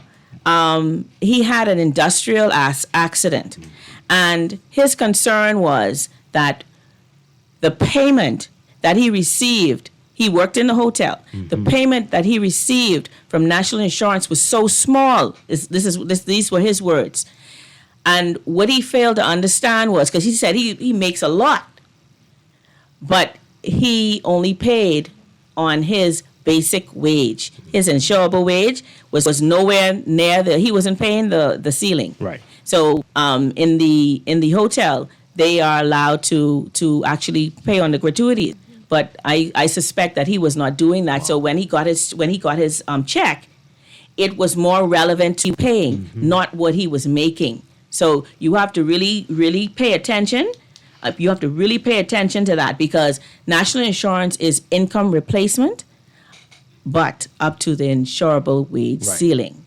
So do you have any idea how many people will be affected by this? Do you have numbers? So I have it in percentage. So this will affect about 18% of the persons who are contributing to national insurance right now. Okay. So at this point, so you see, it's not. I know when we introduced this, I mean, this caused a frenzy. This caused a frenzy on social media. So you see that it's everybody thought it was everybody. Yes.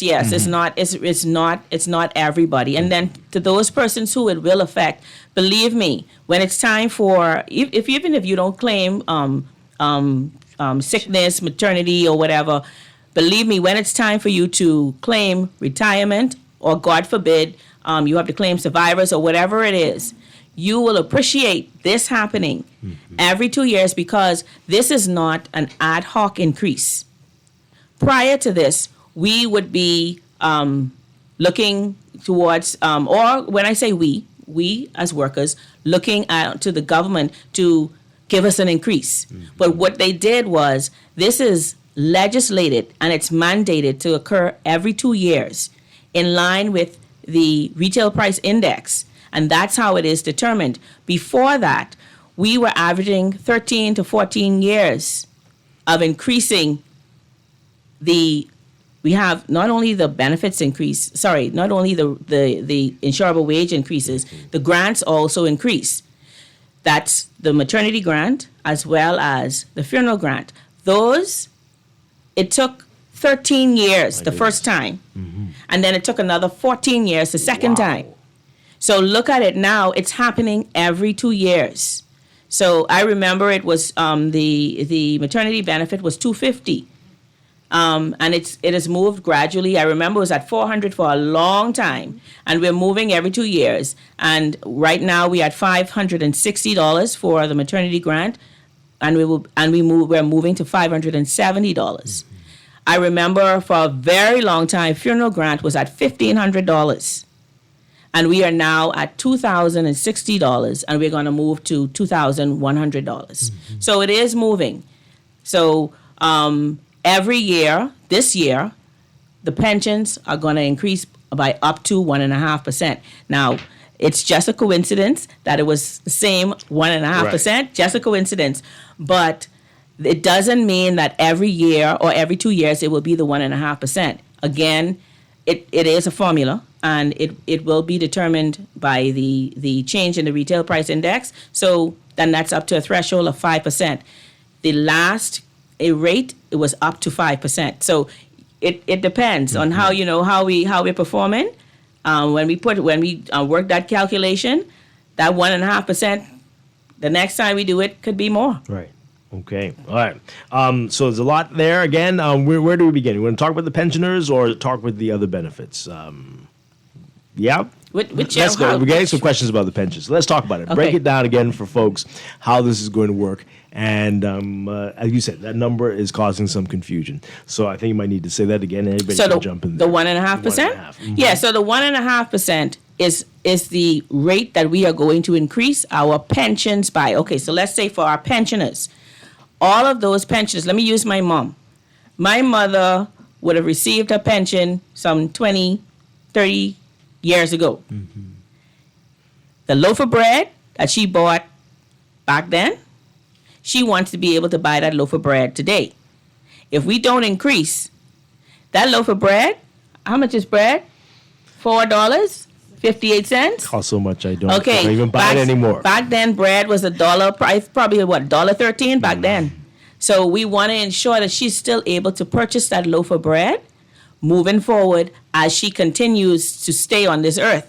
So that 1.5% are for all of those persons. We are going to increase it for all of those persons who would have been in receipt of their pension prior to 2024. So everyone gets an increase. However, those persons after July 1st, 2024, they're not going to get the 1.5%, but they're going to get it's a like a graduated or sliding increase, if they understand what I mean. So for some 0.2% increase, but it's going to go up based on the amount of time that you would have already been in receipt of the pension. The grants, as I told you, those increase by 1.5%. But then the insurable wage ceiling, and I don't want to get into the formula, but the insurable wage ceiling, it increases by 1.5% plus 2.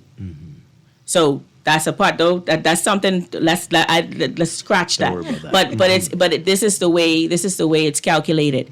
So I want persons to understand that it does not affect everyone. When I speak about contributions, it does not affect everyone. But when I speak about pensions, it will affect those persons by a 1.5% rate increase who would have been in receipt before July 1st, 2024. Okay.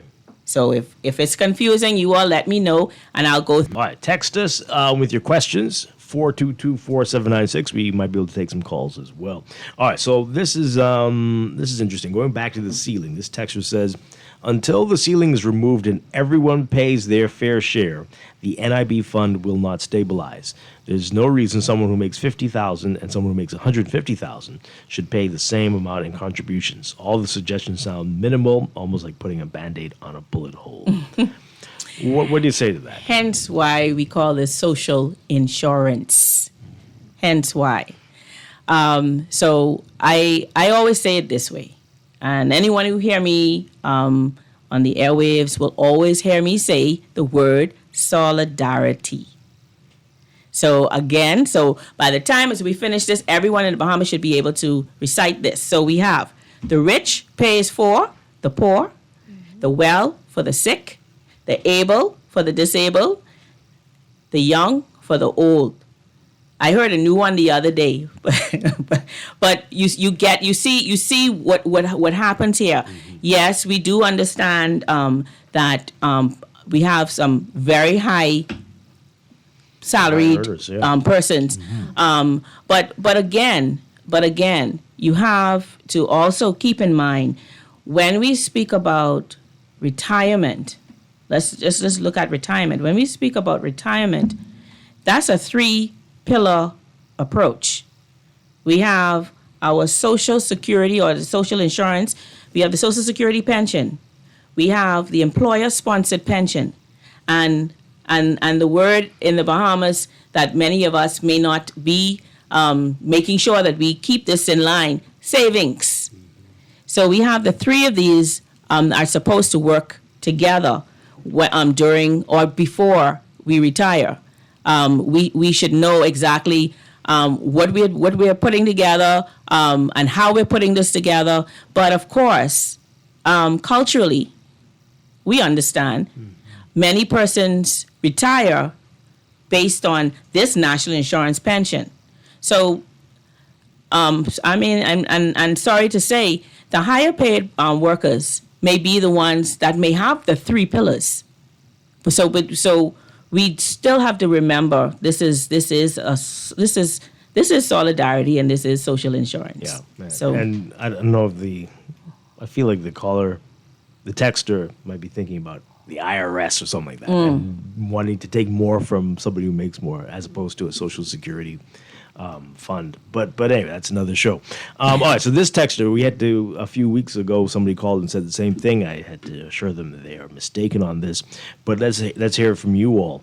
This person says here, is NIB still lending money to the government because they're increasing our contributions to bail out reckless government spending and borrowing? So contrary to what I think, let me say this. I think national insurance has been quiet for far too long. And the dog bite man story is not the man bite the dog story that people want to hear. And in being quiet for so long, I think a lot of what would have been said over the years has continued to resonate in the community. Contrary to what many persons may, we have buildings. These are investments, and the government they do pay national insurance as tenants in these buildings. We have annual reports. You're able to the information is public. You're able to take a look at what the assets are, what the investments are.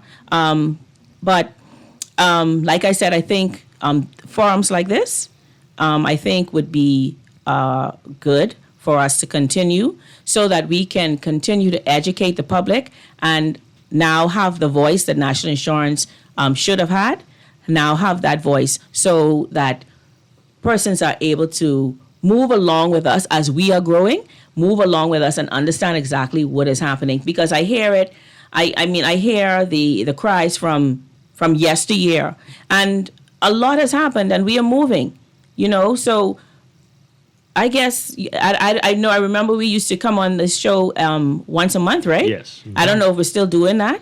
I don't know if we can start it again. We just wrapped up last year. So no, but it is necessary to bring NIB to the public, so that we can have these forums, can have these conversations. We'll get beaten up here and there, but hey. But it's correct to say there's no commingling of these monies, right? This is not affecting that, and vice versa. No, because you have contribution income and you have investment income. Right. Very different. Right, and then too, you have to also keep in mind there's something in Social Security called pay as you go. And for me personally, I always say this is something I would not want us to get to. So this is another part of what we want to ensure, that we have sufficient contributions, sufficient income to cover our day-to-day. I'll take you to our admin expenses. Years ago, our administrative expenses would be anywhere from 21 to 23%. But that number, and that's what, let me again quantify it. That means 23 cents of every dollar paid into national insurance was used for our, as NIB, employees and what we needed to do internally. 23 cents of every dollar was used. Now that 23 cents has reduced to 15% or 15 cents of every dollar. Utopia in Social Security is 10%. Show me a institution that's doing that.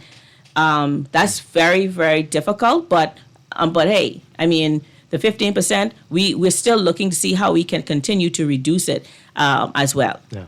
Okay. All right. We are talking with Dr. Tammy Francis. We also have Cecile Bethel and Ozette Dean and Rochelle Rowe with us. We want to hear from you ladies as well. Let's talk about compliance. We know that's always an issue, always a challenge. But how are we doing? From the series we had with NIB, things were getting better. How is that looking right now? Yeah, I'm your compliance person, I suppose, along with Rochelle. We'll give a director an opportunity to catch her breath. Yeah. But compliance, yes, is getting better, but certainly can be a lot better. That rate is below 50%, persons who will pay on time every month. But we do want to encourage our employers. Every time we get on the radio, we want to do that. And that's what we want to get feedback on. In the final analysis, the contributions are due at the end of every month. And then we allow up to the 15th of the following month for those contributions to be paid. Invariably, you will find that the employers, they make that subtraction from the employee's account, but the submission is a problem for us. And that's what we want to do more of, and we want our employers to do more of. We've recently graduated 22 new inspectors, and those have been placed in New Providence and throughout the other islands, Grand Bahama, Abaco, Eleuthera, and Grand Bahama. No, Exuma doesn't have a new one. They have two inspectors right now, and they're doing very, very well with the two that they have. Everybody can, request more, because, of course, we want to cover more of our base. But it is important for our employers to understand how important it is for them to submit, and to submit on a timely basis. One of the things that we really want our employers to do, right now the employers anticipate that our inspectors are there to complete their C10s for them. We want to make sure that we make it clear to our employers. We have clerical support staff that might be able to assist you with your C10 preparations, but we want to go even a step further, and we want to encourage our employers to use one of our 2 digital platforms to cause, that whole process of paying your contributions to really be a little bit more smoothly done than is currently the case. There is the employer self-service system, which is open really to all our employers and to self-employed persons. But we've even gone a step further, and we are allowing for our employers as well and self-employed. There's an app now that is available, C10 Easy Submit and Pay. Very easy to download from the Apple Store or the Android Play Store, so that you just come to us, we can set you up, and it's a breeze. And that's what we want to encourage. What that does for NIB is that it causes that your contributions automatically update your account and immediately update your account. Unlike when you submit to us a paper C10 form, somebody in the background has to actually take that form and take those line items and key those in. What we have is really a seamless process that allows for the automatic update. Now, I got a question. I know you see my face.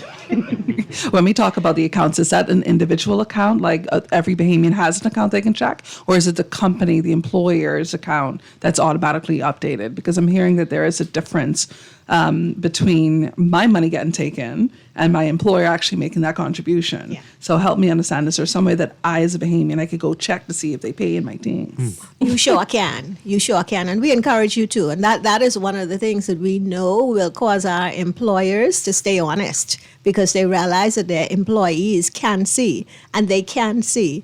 You can have, as an employed person, you can register with us, and you will be able to see your contribution statement at any point in time. How easy is that process? Because you said how many employers are not doing this. There was a percent that you indicated earlier on. I didn't like that percent. That sounded too high. Yeah, I'm with you on that. And you say that's an improvement. And that is an improvement, yes. Remind me of that percentage. I want people to hear. Below 50%. Below 50% of employers in this country are paying their contributions on time. Or do we have any that are completely delinquent? We do. Yes, we do. Okay, so listen. Okay, so y'all, the Long Island coming out of me. You know how it is. Some of y'all's bosses taking the money from y'all and ain't paying NIB. Do not wait. What the ladies are so kind not to say it. Y'all being diplomatic, so I can say it straight. Y'all could go and check to see if the people paying for you. Don't wait until you need the benefits to find out that it hasn't been paid. And we hear the horror stories all the time. Listen, but how easy is it to sign up for that? It is very easy, Deandra. I think we need you as a spokesperson. You have to also remember, I'm a human rights expert. So hearing things like there's this labor rights being violated. Yes. And we hear it, and again, as a Family Island person, somebody who's worked with vulnerable communities, imagine you only making so much. And you see that little piece coming out of your salary. And then I need to go and get this benefit. And I've been paying this regularly. Find out that the people ain't been doing it. Man, I hot for them. You know what? That's why we have inspectors. When we have cases like that, our inspectors are ready to go after those employers, seek out your contribution so that you can get that benefit. But coming back to what you asked earlier, we have, it's called the registered self-service, that you can register with us. You, as the employee, can see all of your contributions that you would have made over your lifespan. So you will be able to tell if your employer is paying for you, or you can actually see all the contributions that you would have made. We start from the age of 16. So you can imagine if you started work. So you would be speaking as somebody who started at 16, and just so everybody know, I know all of this because I was a summer student at NIB, and they showed me how you can look at all of this information. It's the reason why I asked. Yeah. So you can do that. You can do that, or to any of our locations, and we call it KYC, know your contributions. You can request that, and we will print that out for you. Same information, but it's always good to have it on hand where you can go on your system and look at it at your own time and space. Okay. There are several ways that in the contributions, in compliance, that we ask for you to pay your contributions. You have cash, check, online banking, the portals that we spoke of. We have those ready, or credit card. All right. So we are making it very easy for you to come and pay your contributions. We're making it easy for the employers to come in and pay contributions. So even no reason why they got to be under 50%. What y'all doing? Well, you know, y'all being employers, y'all. The NIB is doing a great job. Thanks. Well, we have inspectors in their areas going from door to the employers, answering questions, ensuring that their books are in order according to our act and regulations. All of that we are doing, and that's why we continue to increase our percentage. Yeah. So I'm curious, is it the Family Islands and New Providence where you see more compliance, less compliance? Does it work? Have you determined? Have you been able to identify that? I think it's in New Providence, of course, because that is where the largest pool of employers are. Less compliance. No, there's more compliance in New Providence. Okay. Yeah, the Family Islands carrying on bad, ain't paying their bills. Yeah, I mean, everybody is as much as they can avoid. People are going to try to avoid. But you know, I also want to indicate. I mean, NIB has been very, and I want to use the word sparingly, lenient with our employers. In addition to us allowing for you to and providing these avenues to pay your contributions, we want persons to know we're willing to work with you. So if you hit some hard time and you're not able to pay the entire thing, there is a payment plan that we allow for you to enter into. So you enter what we term it an installment agreement. So you pay over time. You pay 40% of what it is. We do an assessment. You pay 40% of what it is that you owe to us, and that 40% is negotiable, and then the balance is paid over several months. And that's for the delinquent employers. That is for the delinquent employers. So y'all have opportunity to bring yourself up to date. Exactly. Without going to court. Exactly. Maybe. Without going to court. That's exactly it. We want to avoid that by all means. Right? And we want to talk about a 2024 amendment that came about. Again, this is not an avenue that we like to take, but NIB now has powers for garnishing debts that are owed to it. So, for example, if we have a construction company that is doing some construction for a hotel, and that construction company owes NIB some monies, NIB has the ability to go to the hotel and say, hey, this construction company owes us $150,000. We are serving you notice that you are required to pay that $150,000 to us.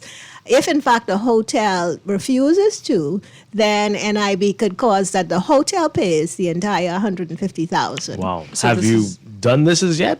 We have not tested it as yet. We are going to, and so. But before, again, what we want to do is we want to encourage you first. Now, look out for us in the very near future. You will see that we will get there. So, what are we saying? Employers, come along with us. We want to work with you. Come along with us. We want to give you the opportunity to pay without having to take these severe other options. Because employees are like, name and shame them, take them in front of the court. We want to see who these people are.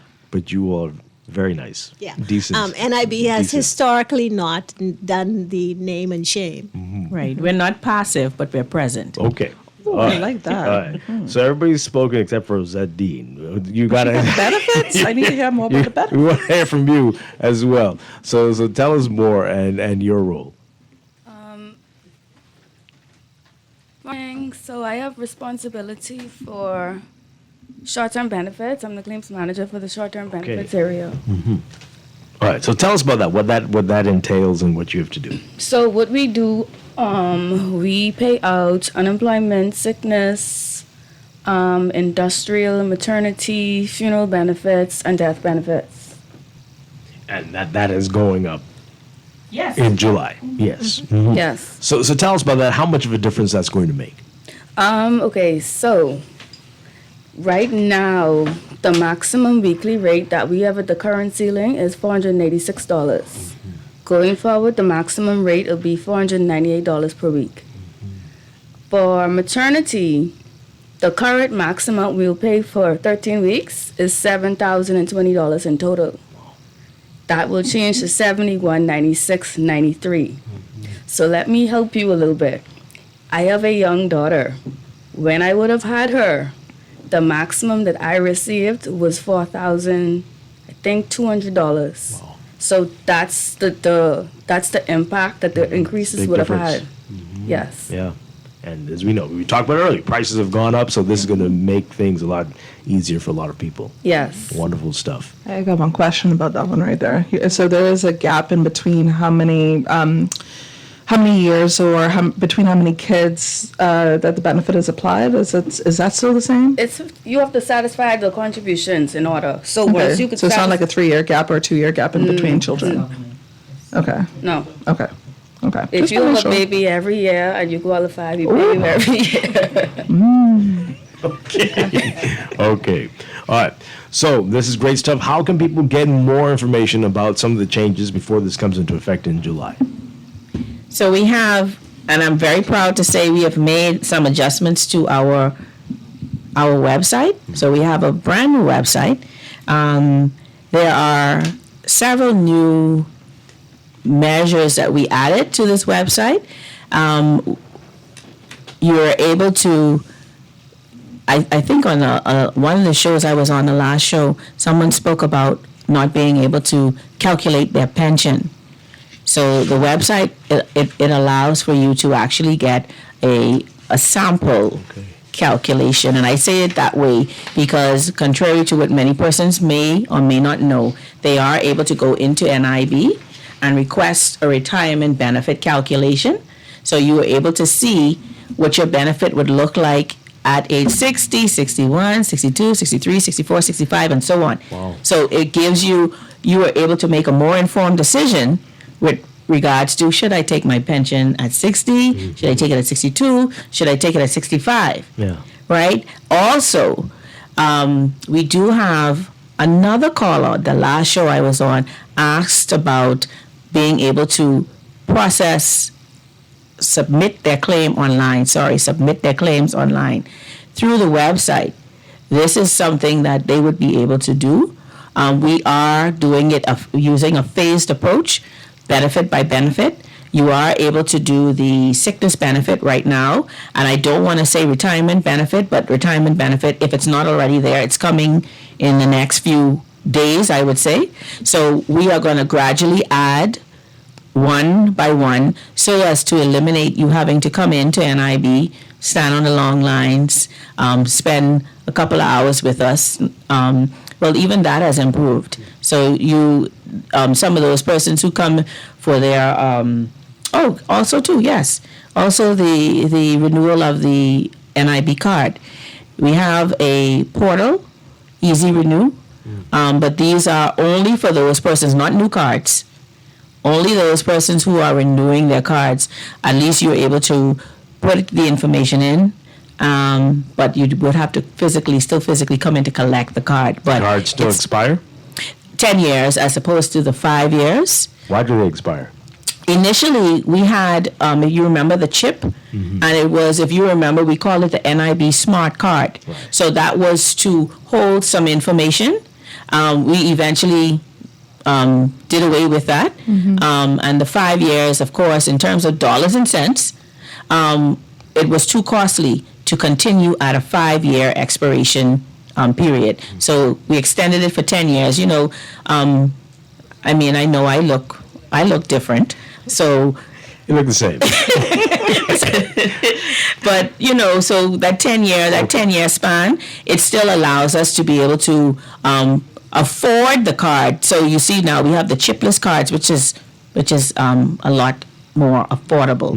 So every 10 years you will have to change the card, but for those persons who will become the precious pearls, because I'm looking forward to getting my own when I get my yellow sticker. Right. I mean, I'm a long way from that, but hey, but there's no expire. That would not expire. So those persons, of course, they know the drill. So they know every they come in twice a year to verify, to ensure that their condition, whatever especially if it is that they are receiving a survivor's pension, to ensure that their condition has not changed, meaning they have not remarried. So, but they know the drill. They come in twice a year.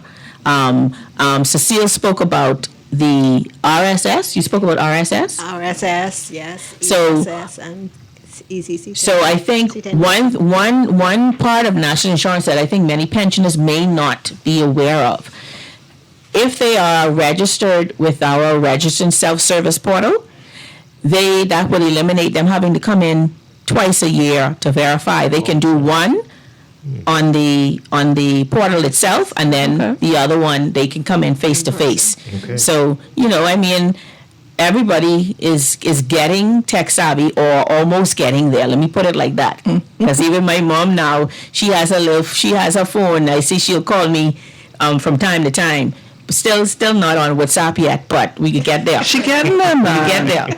So so even so that even though I know a lot of pensioners use that as an outing, they do use it as an outing, but it still gets them in the right frame of mind to utilize the services that we have available to them. Absolutely. All right, so I think this is proof that we need to resume our series.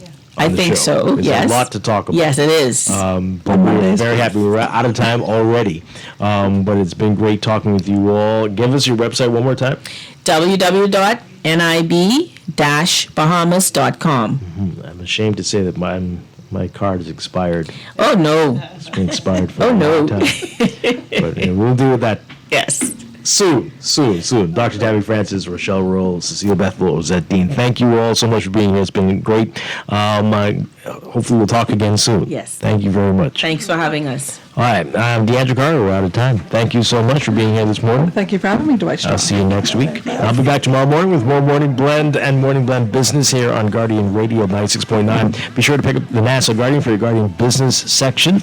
This portion of the show brought to you in part by Seafowl, growing wealth for future generations. Tune in to Seafowl Talks tonight at 6:30 p.m. right here on Guardian Radio 96.9. Everybody have a great day. Stay tuned for On the Clock with Aaron Green next.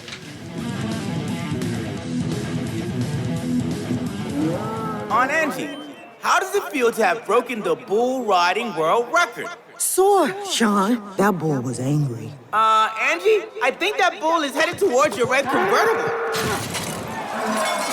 I broke the world record and he broke my car. Oh well, at least I've got CG Comprehensive Motor to cover this.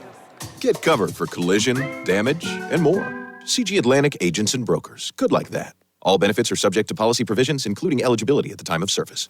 At CFAL, we understand that a secure future is the greatest gift you can give your employees. That's why our tailor-made group pension solutions are designed to fit the needs of both large and small companies. With CFAL, you can provide the retirement you and your employees deserve, ensuring peace of mind and financial stability for years to come. Join the many businesses that have already entrusted CFAL to create the right pension plan for their employees, and let us help you build a brighter future for your team. Visit us at cfal.com to get started on building wealth so you can live well. CFAL, growing wealth for future generations. Wake up and cash in with Everybody Wins Live. For the entire month of June, every purchase made between 6 a.m. and 10:30 a.m. at participating stores gives you a chance to win exciting prizes, surprise rewards, and qualify for our early bird morning spend. Catch those early hours, play big, and have a shot to win even bigger in the month of June. More hours, more fun, and more opportunities to win. Only at Everybody Wins Live, where the early bird always wins. Terms and conditions apply. Remember to game responsibly. Southwest Plaza has so many stores, I've been trying to find a sensible way to list them all. There's Bahamas, the Ashai Institute, BENC Snack World, Bamboo Shack Bahamas, there, the Athlete's Foot and BTC, Games and More, John Blind Threads, Alive, Bahari, Dairy Queen, 700 Wines and Spirits, Sandy's, Clarkson, Island Luck, Starbucks and Lowe's Pharmacy, plus Marco's Pizza and Lorraine. Southwest Plaza, what a wide array of stores. Southwest Plaza, stop by today and explore.